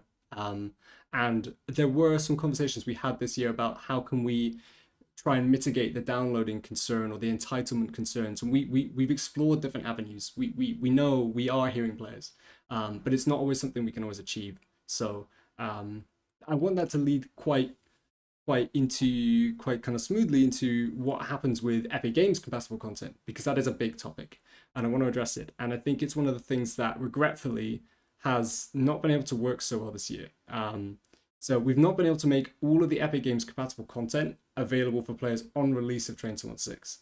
Now what we've done is we've curated a list of add-ons that we think is going to be the most played content, and we've used our data from this, from looking at what people play on Epic Games, what people play on the platform, to build kind of the best things to layer into Train Sim World 6 core routes. And you can look at this list on the FAQs, and we'll be reviewing the list in the future. But just know that this is currently the confirmed list, and at the moment you should consider it as the final list until we say more. But just to be clear, if you're on the Epic Games platform, anything not on that list will not be able to be downloaded and played in Train Sim World 6. Of course, you'll still be able to play it in Train Sim World 5. In all the versions you still own that content in, still compatible, still works, still your content. You still purchased it, you still own it. It's just you won't be able to transfer it into Train Sim World 6. So we appreciate this is frustrating. And at present we can't give a time frame of when there's any more updates. But I think just for the assumptions of where we are now, this is the list that stands at the moment. We are working with Epic. We're going to try talking to their support teams and try and find the best experience for players on the platform, and we'll let you know. But right now there's no more news outside of what we've shared there. So I appreciate this. There was a lot of conversation around the Epic side of things, but we're having those conversations with the Epic teams, and we'll let you know if there's any updates. And I think outside of those few points, then the rest of my questions are some of the ones from the thread. So I will start on the list. I think, Matt, I will pass to you if there's anything I think your brain is a little bit better at answering. I think I just toggled your camera off. You're back now. Don't worry. I will pass to you if there's any questions. I think you're better suited. So Rich Tallis, you asked, on our thread, why won't future routes have trophies and achievements? And it's not something that we've got Trains and World achievements and trophies for the core game, for core Trains and World 6, but future add-ons will not have them in the game. So that is something that we confirmed on our FAQs as well. And it's something that we weren't able to continue supporting simply also because of the amount and volume of achievements and the amount of localization work that goes into that was not something that was sustainable. So we understand that there is a decision there that I think a lot of players like hunting achievements and trophies will have that for the core games, but for future routes and add-ons, it won't have them. And another question here from London Transport Clips 31. Why was the decision made to not put Train Sim 6 on Xbox Game Pass? Now, we work closely with Microsoft, but the decision to include content on Game Pass is with them. So Train Sim World 5 will continue for the foreseeable future, but Train Sim World 6 will not be included on Game Pass, at least for the time being. But Train Sim World 5 will be available, and it will be available beyond the release of Train Sim World 6 as well. Now, Matt, I've got a question for you here. This is something that almost made me laugh for a minute. I'm pretty sure the answer is no, but it might be a good suggestion. And it's from MTT. And it's, will deleting a train via the map cause a station announcement to say that we're sorry that the train service that you've deleted from existence is now cancelled? I love that. I'm going to make a note of that. Yeah, it doesn't, but I'm going to make a note of that because that is just, it's one of those ways you control the game, and I love that. It's such a good suggestion, and I laughed when reading it. I don't know. I don't think it will, but we definitely could try and look into that because it's quite funny. Maybe it's an Easter egg. And so for release, to be clear. yeah, not for release. Yeah. It might be a nice Easter egg for the future, perhaps. yes, yeah, of course. No, it won't do that. It won't have that on the announcements as a note. But it is funny. Someone score Bacage. I hope I pronounced that name correctly. Usernames can be a mix. Will the game not be on Game Pass affect any sales opportunities? Just a note, it's very unlikely. We get involved in a lot of sales as we can across the Xbox platform. And Game Pass users will also continue to get a 10% discount on any of the DLC as well. So it's very unlikely. But like I said, the inclusion on Game Pass is not always a decision that we can maintain. It's something that Microsoft decide on. So if there is any update, we'll let you know. Now we've got one. Again, MTT here. So this was the question about will we reveal the other points on the player requested features? So again, we don't want to necessarily reveal what those other features are, but it's not like they're being hidden. They were all directly taken from our surveys, and we're talking about the core features survey that we shared in the direct. So those are all just the six on the list there were the six that we had in the survey. So again, if you remember filling that out, or if you took a screenshot, you could probably guess what they are.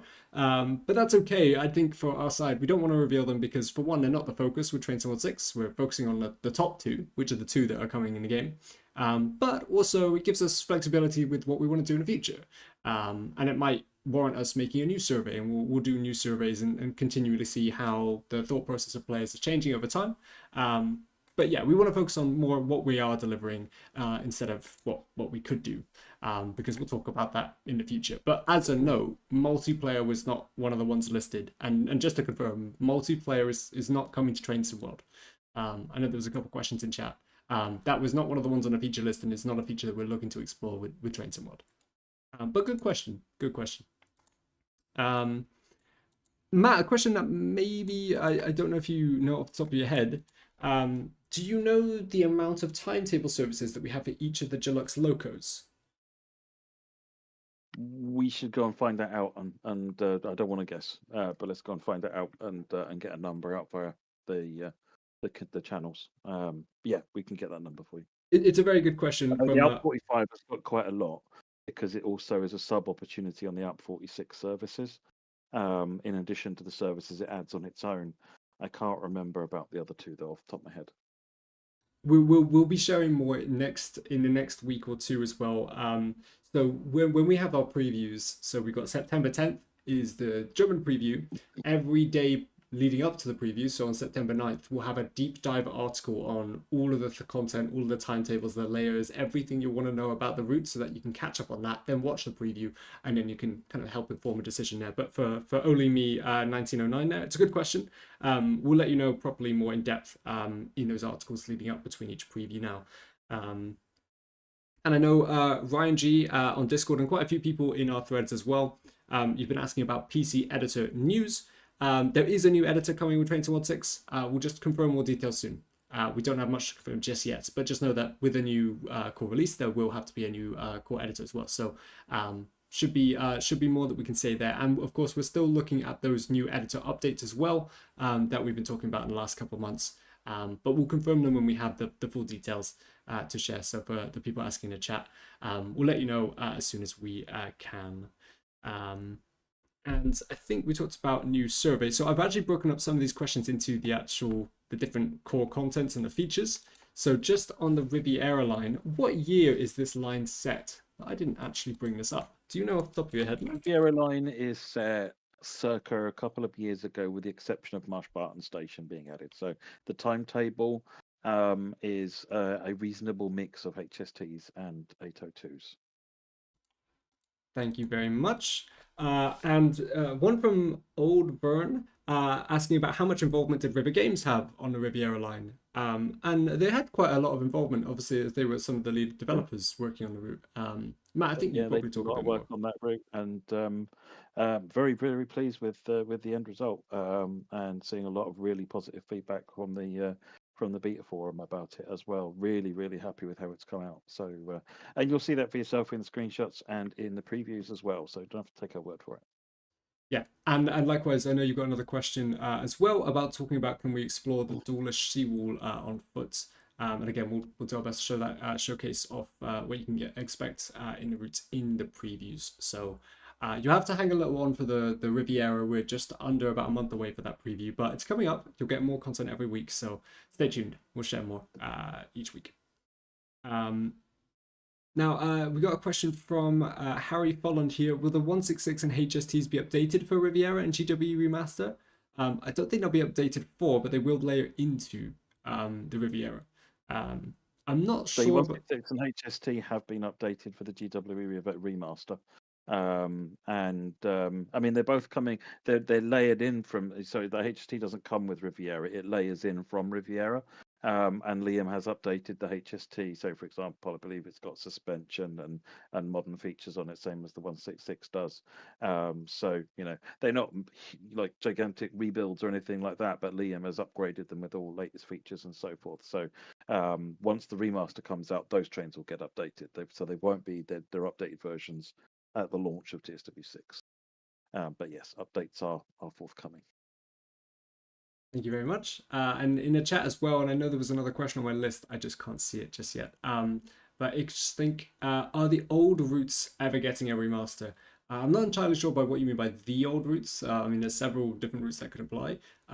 But what I would say is we'll announce remasters when we're ready to start talking about our involvement in them. So far, this currently only includes the GWE remaster as like a proper remaster to the route. We do also have a couple various updates being worked on by different third parties coming to routes. They're not considered remasters, but they're still adding more improvements to the lines. One of them being a Malmö line from Incredible Trains as just an example of that. So not a remaster, but anything that's kind of a new update, bringing new content or revamping a route, we'll talk about in our roadmaps. So if we haven't announced it today, there's nothing more coming yet, but it doesn't mean there isn't anything coming in the horizon. So just stay tuned, keep an eye out. But they are, you'll hear more about them when we're ready to talk about them, really. Now, Matt, I wonder if this is one you can ask. Is there, for the Morristown line, is there any improvements being made to the New York Penn station or the Penn tunnels? I should go and check. Let me say probably not, and then I'll go and check, and then when we do the preview, you can see it. I can't remember. I know the team have done a fair bit of work. I think a large chunk of that section of the route out to the junction has been rebuilt. So it's not the same. It's not a copy from the older route, if I remember rightly, that ran from Penn to Newark. it's been a rebuilt section, which is one of the reasons that it's not drivable out to Newark Airport. And it's a good question, Pseudo Stalker. We will also confirm that and some of the other questions about the Morristown line. Again, routes previews, articles coming up very soon. And I think I'll just caveat that with a lot of the questions coming up. Generally, everything that's a bit more in depth about the routes, the layers, the timetables, the information, we'll talk more about that as we get a bit closer to the release of Train Sim 6. Couple ones in the chat I just want to quickly touch on. I saw it there. Someone pinged me. Question you've forgotten, saw Alex. Can we pre-order the Train Sim 6 shirts? I don't believe you can. They're custom made, I think, for our team and for some of the ambassadors and creators. Stuff. Yeah, we do have an Amazon store, but I think only older shirts are on there, and I don't think many people use it, so it's never expanded. We're not into the shirts business, I suppose, but they are very nice t-shirts. We both got them on. They're very comfy, but good question. Let's see, there was another one in the chat, but I'll come back to it later. I am looking at the chat as well, but we've got a list from the people from the forums. We've answered the question about Dresden Riesa being separate, so only me 1909. They're both routes, Dresden Riesa and Leipzig to Dresden. Both will exist, but if you own Leipzig, you'll be given Dresden Riesa. So 2 for 1 there. And again, Dynamonic on the chat earlier on was asking about Steam Deck performance. Of particular interest, I have my Steam Deck here, and I've been playing TSW 6 on the Steam Deck. I've got it's I think it'll run similarly to 5. Is the short answer to that. I run it on medium settings, 1280, 800. I haven't got any mods, so I'm not using any of the stuff from Decky or anything like that. I see a pretty consistent 30 FPS fairly well across the board, which is extremely playable on the deck. So I'm sure with some of the mods that Decky comes along with, lossless frame generation and so lossless scaling and frame generation, you could possibly even get some more, but that starts to get to a different level of tech. And installing extra applications. So my experience is it runs really well, but it's broadly going to be the same as TSW5. And Raph, good to see you in the chat. I think you've asked a question about the Riviera Line Class 150, the GWR 150, if that would be used to update the TFW Class 150. I'm not sure on that one. I know we talked about the 150 in Cardiff City Network, am I right? That's the TFW one. Well then yes. Good news. Okay, I'm getting confused, but apologies. But yes, Matt talked about that a little bit earlier, but yes. That's the plan. Obviously, we'll talk more about when that comes in our updates going forward. Let's see, a couple more on Leipzig-Dresden. Just as updated. So someone's asked a question about how stable will Train Sim 6 be for Gen 9. And again, this is just a general mention towards memory and performance. And I think this was kind of under the context of Leipzig-Dresden. But I think one thing I will kind of direct you to is on our FAQs, when we talk about each of the core routes, we do have a little mention about platform differences. So have a look at that. I would definitely take a look. Mostly this is for Gen 8. So just a quick rundown, Gen 8 on the Morristown line, this is PS4 and Xbox One, will not get additional AI layers, but other Gen 9 Series S, they will get the full experience. For Leipzig-Dresden, Gen 8 will not get additional layers, and there may be a reduction of the playable services, which we will confirm in some of our upcoming articles, but for Gen 9 and PC, you'll get the full experience. So if your question's about Gen 9, there shouldn't be any change there. And for the Riviera line, everyone on all platforms should get the full experience. Again, we'll confirm that in the upcoming articles. But for now on our FAQs, that is the information, so you can have a look there. We did also make some optimizations that are unique to Leipzig-Dresden. So if those of you that have driven the routes that contain Dresden will have found that arriving in Dresden was often a crashy experience previously, and adding in the Friedrichstadt branch line in that phenomenally huge yard there certainly didn't help things. It's a whole lot of extra track.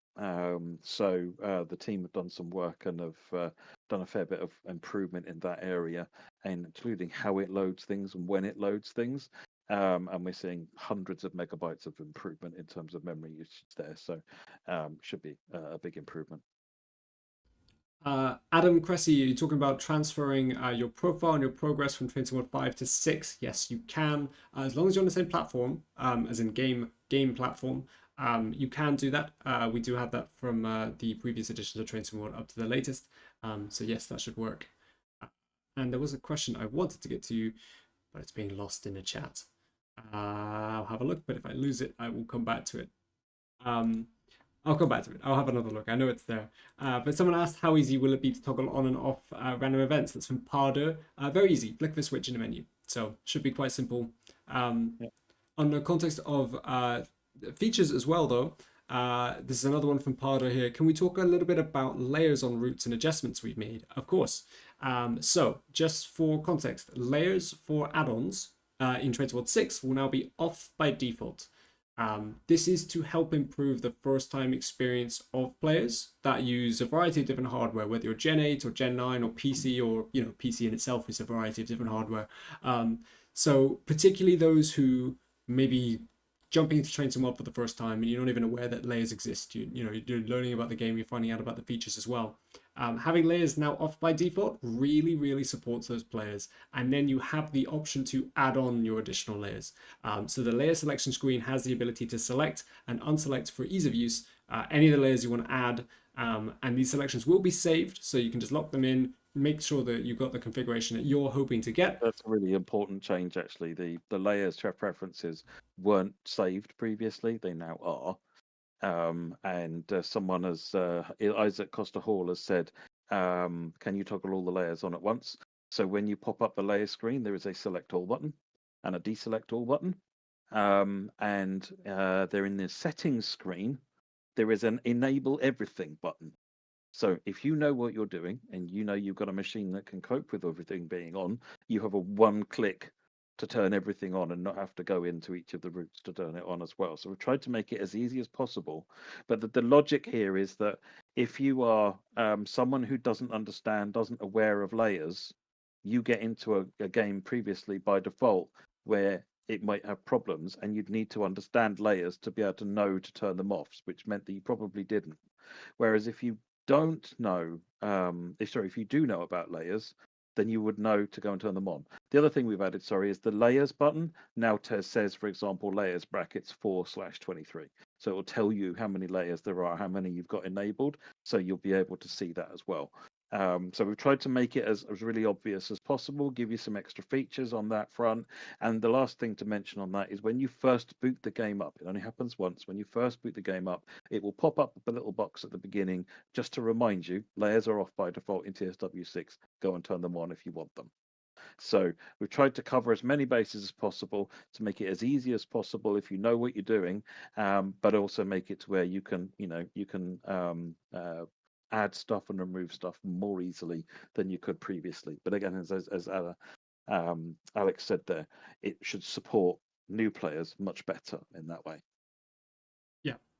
And just I think a key thing that Matt brought up quite wisely there was, again, bear in mind that by enabling layers, just keep in mind your own platform's limitations. If you're on Gen 8 or you're using an older PC, maybe with some older kit inside it, adding more layers will obviously add more memory usage, and so you could see optimization or performance issues. So hopefully this makes it a smoother experience, whilst we're also working on additional memory improvements and other bits under the hood as well, which should make the experience better all around. Couple questions as well. So someone in the chat asked, will the value of Train Sim World 5 go down now that Train Sim World 6 comes out? Well, typically it tends to anyway. Some of the recent sales we were involved in had Train Sim World 5 at, I think, almost 80% off. So definitely yes. But expect more sales as time goes on, and you can get some really great value bundles because of that. But that's one you got to keep an eye out for different sales when they happen. Pegasus Leo 9. We did talk a little bit about Grand Central in the Morristown line section, so have a look back during the live stream tonight. That answers your question there. Otherwise, feel free to ask away again. Helena as well. Did you leak all the DLC or not? Thankfully not this year. I think we got away with most of it unscathed. I think there was an image that went around a little bit, but thankfully not. Okay, I think from my list, We talked a little bit about performance. A couple ones here, Matt, about the two random events. So these are from Only Me 1909. So thank you for the question. I'll ask them both just if it prompts the kind of same discussion. But for one, will random events impact scoring? And for two, will temporary speed restrictions show on the track monitor? So temporary speed limits do show up on the track monitor, yes. And random events, there's no change to scoring. So if you get interrupted and run late, then your score will be lower. I know that's not ideal, but I wanted to focus the team on getting a good random event system in first. And then there are many problems and challenges with the scoring system that need to be looked at. So we need to, we'll wrap this into an update to scoring at some point. But no, for the time being, scoring will vary. So if score is important to you, you want to turn random events off. Perhaps you can, try random events on, explore what that is for you. But if if you're shooting for those platinum medals, playing it safe, you don't want to get to the end of the route and be jumped by a random train fall. So I mean, again, like the settings are there for you to toggle on and off very easily. If you want to, aim for the scores, you can turn them off, and if you want to bring them back on, the next one you do, it's easy to switch back on. And there's a lot of questions about some of the Take a Ticket and roadmap releases. If there isn't information we've shared, we don't have any more to add. Like stations, I think, is one of them. Like route length, for some of them we didn't announce, simply because we're waiting for the third party to keep confirming that, developing it. We'll let you know in the coming months. But yeah, if there's not enough information on some of those, don't worry about it. We'll talk more about it. Our next roadmap will be in October. So we won't have an early September roadmap because that would be in about like a week and a half. So I don't have time. I don't think. Ready in time, Alex. Yeah. All right. All third parties. I need 10 images each by today. So yeah, we'll get back in touch with you in early October. But don't worry, we'll be live streaming every week between now and then. Anyway. Okay, so we talked a little bit about performance, which is good. Another one from Old Burn, and I think this is a really good topic as well. I did touch on it earlier, but just put it into context. It's how can we have faith about other new countries coming if Tadami Line has taken such a long time? And I think there's a better way of kind of wording this question and thinking about what the true answer is here. Tadami Line taking a long time is its own development process. The argument could be made maybe we announced it too soon. Maybe the development of Tadami Line is completely on track. How we announce that and how we bring it forward to all the players, and all the people excited about Train Sim World is a journey. But likewise, development alone is its journey. And I talked a little bit earlier, so I won't repeat myself too much. But third-party teams and partner developers, they're in control of their own development. They're in control of what they want to work on. They're also partly in control of when they want to announce content and when they want to talk about it, how they want to talk about it. We have that conversation with them. But they're partly in control of that. And I think the big thing I want to focus on here is that one, development is definitely not linear. You could be building a route, it could be perfect, and everything could be modeled amazing. And then when you get to testing the route, you could find things that make you go back to development, things like performance. You could make a really wonderful station, but if the station is too I don't want to get too technical with polygon counts, but if it's if it's tanking performance, you want to have a revisit and think about ways you can optimize it, and then that's kind of like its own little loop. Likewise, there's lots that can happen between the various stages of development too, and I think just to kind of layer into that thought process as well, you've got development teams of various sizes. You've got teams that have multiple people working on one project, multiple artists, multiple developers, multiple programmers, or you have different teams of different sizes that maybe only have one or two or three people working on something, or maybe even just one person, like Johannes from Incredible Trains. It's just Johannes, and fantastic work on the Workshop isn't actually a particularly big team. It's a small team of very devoted developers. But they're taking that, they love taking that time, and I think the kind of other side to this is it's like how long a developer wants to spend on a route is also kind of their own choice.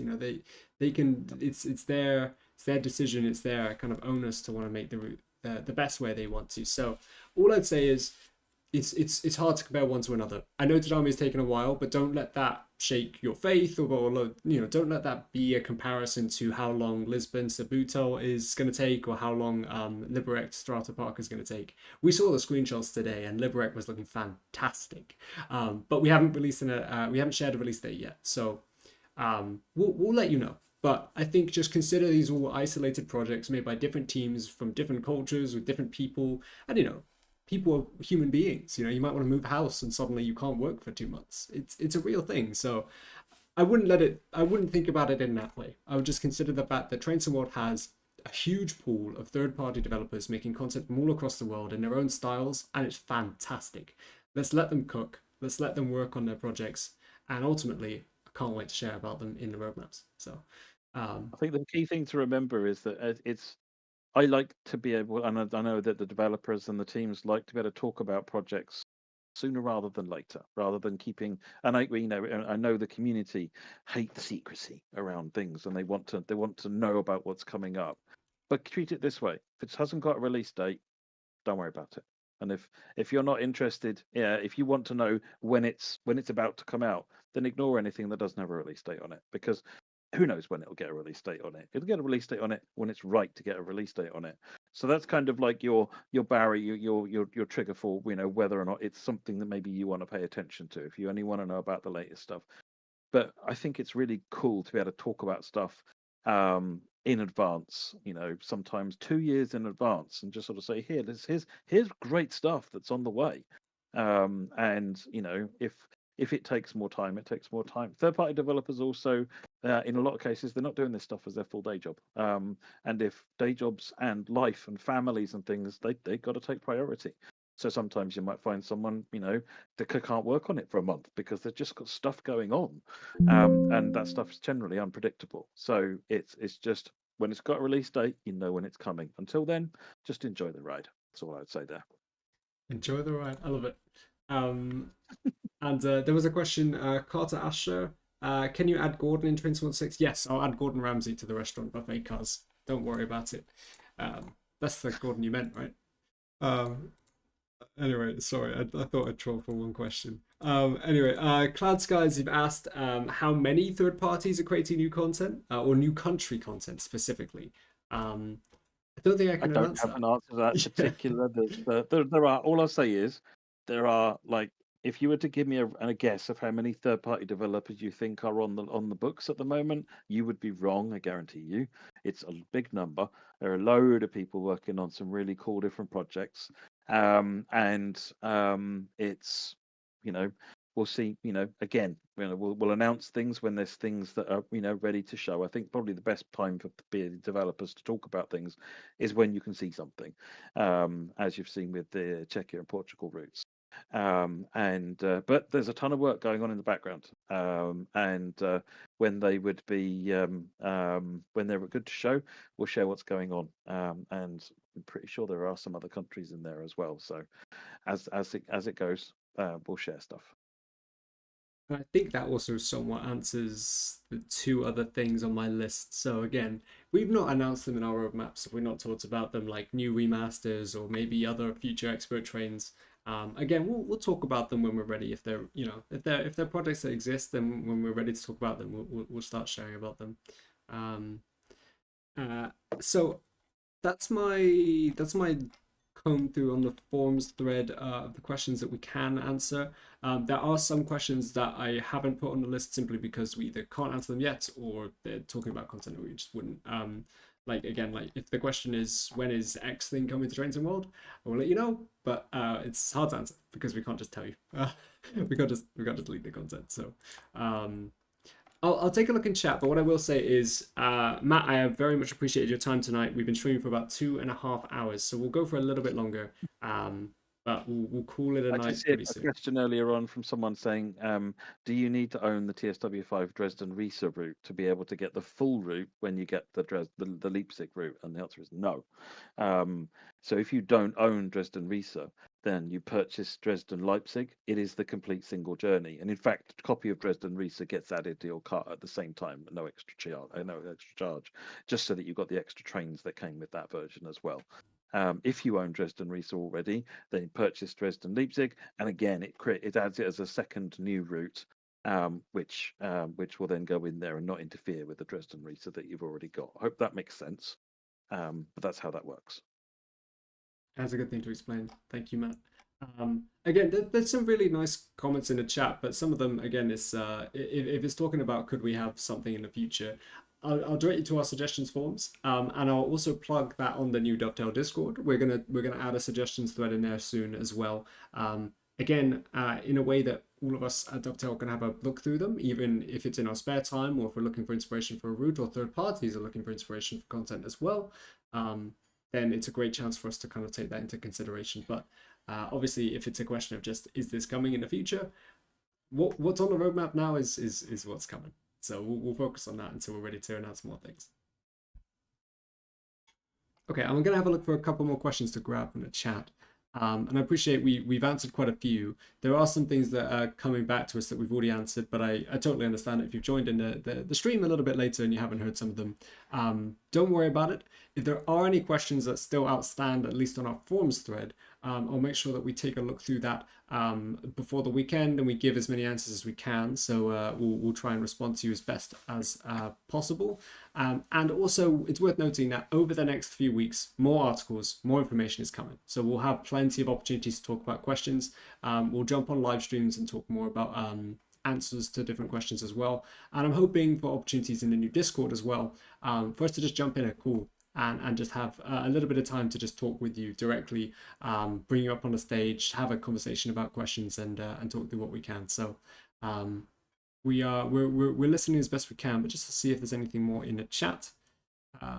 Henley's Gaming Club, are you going to do a noise preview on the Class 220? Oh, a lot more than that. When we come to doing we'll be showing the 220 when we do the Aero stream, and we'll be driving it, making it make lots of noise, and same as we're going to be doing with all of the trains. So you'll get a full preview of all of the content for each of the routes over the course of the 3 preview streams.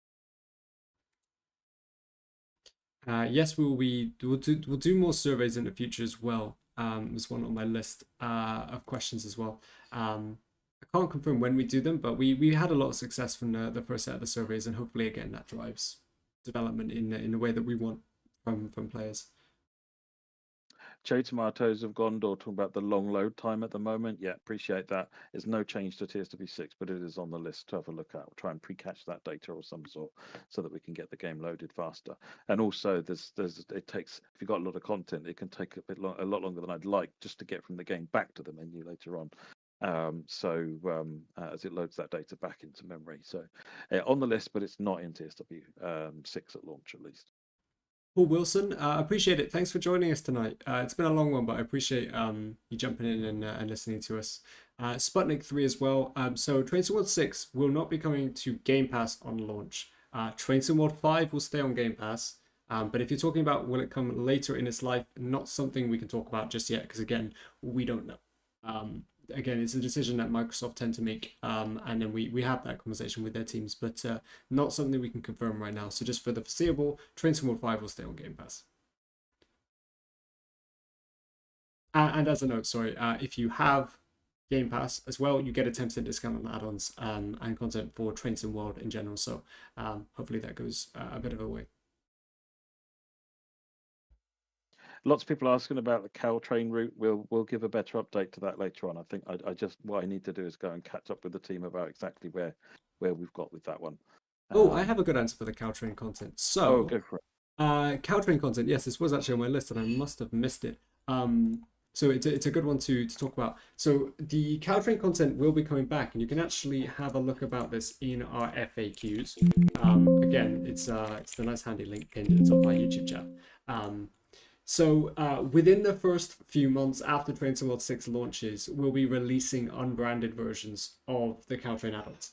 This is Peninsula Corridor, San Francisco to San Jose, the MP36PH Baby Bullet, and the MP15 Diesel Switcher. So these will be unbranded, but they will be available to play in Train Sim World 6. And of course, if you own the branded versions, you will get access to the unbranded versions via entitlements. So as long as you're on the same platform and on the same account, effectively you will get your content in Train Toward 6, which is great news because it was quite a disappointment having to pull them from Train Toward 5 and pull them from sale. But this is and can be some of the challenging with licensing. So we've worked with Caltrain to make sure that we can do this, but the unbranded versions will release shortly after the launch Train Toward 6. And then again, hopefully you can kind of get that content back in your account and enjoy it more. What I will say though is if you already own the content in the previous version of Train Toward that you have, and it's branded, you will still have that though. And you should still have that now, and it will stay branded in the version you have. But for Train Toward 6 and onwards, it will be the unbranded versions because of the licensing. There you go. I thought that was where we'd ended up, but I just wanted to double check. It's been a long time we've been talking about what do we do about the Peninsula Corridor content, because it's great content. It's really popular. It was used quite a lot. So we've got a good answer there. Gets it back out into people's hands in Train Sim World 6. Those error messages were you, Alex. Did you hear those? Did that come through on the stream? I hope it did. It was one of those Windows noises. Okay. Let's see. There's a lot of questions. Again, some of these I'm skimming over because if they're questions we can't answer, then we can't say much more. Like, is there more news on Dutch content? We've not announced anything, so nothing to say. I know you're keen though. I know everyone is keen. So it's great to be keen about more Dutch content because Zwolle Groningen is fantastic. But nothing to say there. Ben Eltham, do you choice to use the HST or the 802, or are they separate services? They're separate services. Because they're different length trains, so you can't use substitution. The HST is the 5-car version. It's sort of faking being a castle class. Albeit with old school doors. And a few people have asked about 802 on GWR Remaster. I don't believe that's the case, no. Jeremy H, I'll have to get back to you on the physical disc version. It's not in our FAQs. And I don't have it on my list, unfortunately. I'll get back to you on that. I'll add it to our forum thread. So we're kind of getting close towards the end of the stream, folks, so I very much appreciate it. And I've seen a few people quite thankful for the answers. We're doing our best to obviously talk with you, answer your questions. We're here all month. We've got a month pretty much until Train Toward 6 releases. So again, I'll run through some of the cool information in a minute, but just before I do, we have our Q&A thread. Which we pulled a lot of our questions from tonight onto. What I would say is if you have a question that wasn't answered, go to that link I just posted in the chat from the Train Toward account. Click that link. If you have a Forms account, great. If you don't, make a quick Forms account and type in your question now, and then we'll look to respond to it in that thread where we can. I'll answer this quick question from Track and Play, and then I'll do a bit of a summary, and I think we'll wind down. But it's been a really, really great night. Track and Play, you've asked though, is the Dovetail forums being deprecated in favor of the new Dovetail Discord? Right now, the Dovetail Discord is just a fantastic space, and it's something that's just exploded. There's over 4,000 people involved in it, which is fantastic. What I would say is that it offers us a lot more moderation tools that is really useful. And we have a fancy new bot in that server, which allows us to do a lot more kind of moderation and also the safety, but also really cool things like whenever we go live on a YouTube live stream, it will just put a notification in the Discord, which is cool. We can have suggestion forms in there. We're going to explore it for a little bit longer, but right now we're supporting the forums as well as we always have been. But we, if anything changes in terms of how we host the community, we'll keep you updated. But right now we've got a new community space. There's thousands of people involved, and what I want to just repeat again is that the Discord, I would see Discord as just a whole unit. The Dovetail server is great, and it's great that we're in there and our teams are in that, but Discord is not just one server, it's a range of servers. And there are fantastic community run servers that I would very, very much recommend being involved in.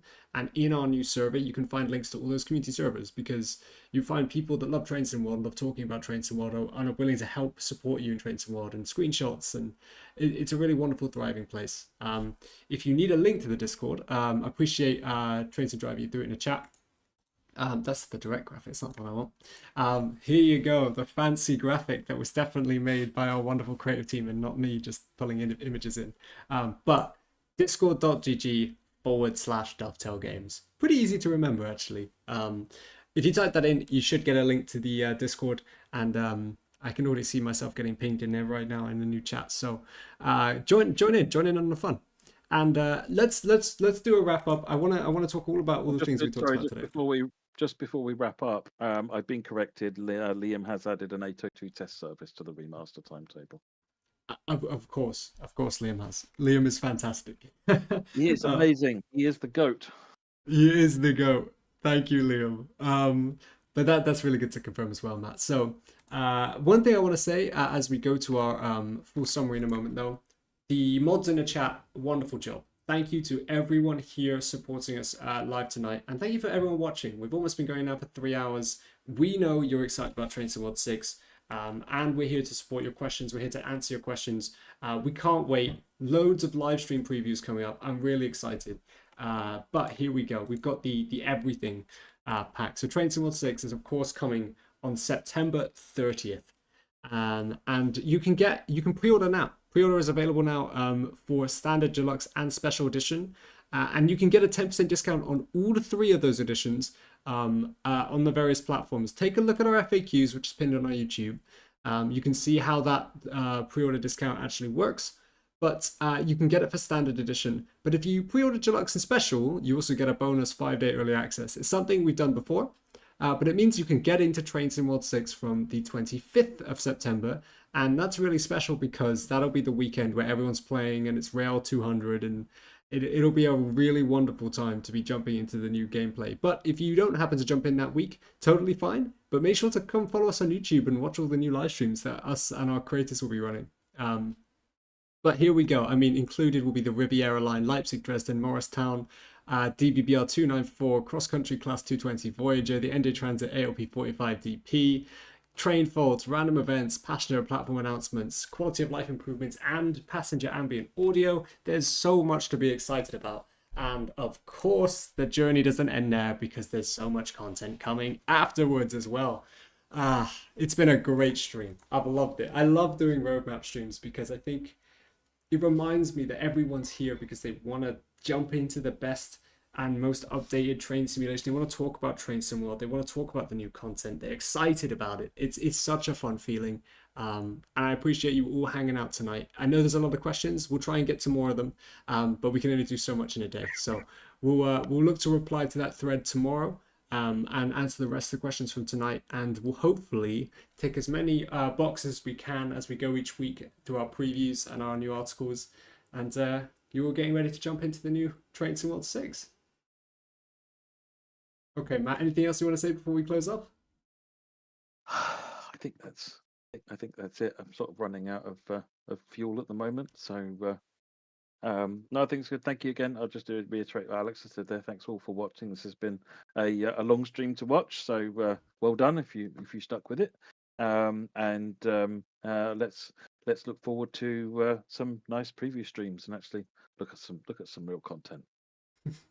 Train to Society early access, so worth it. I look forward to seeing you jump in as well. And Jason, don't worry. Look, I've got 2 sippy cups I've been drinking, so all good.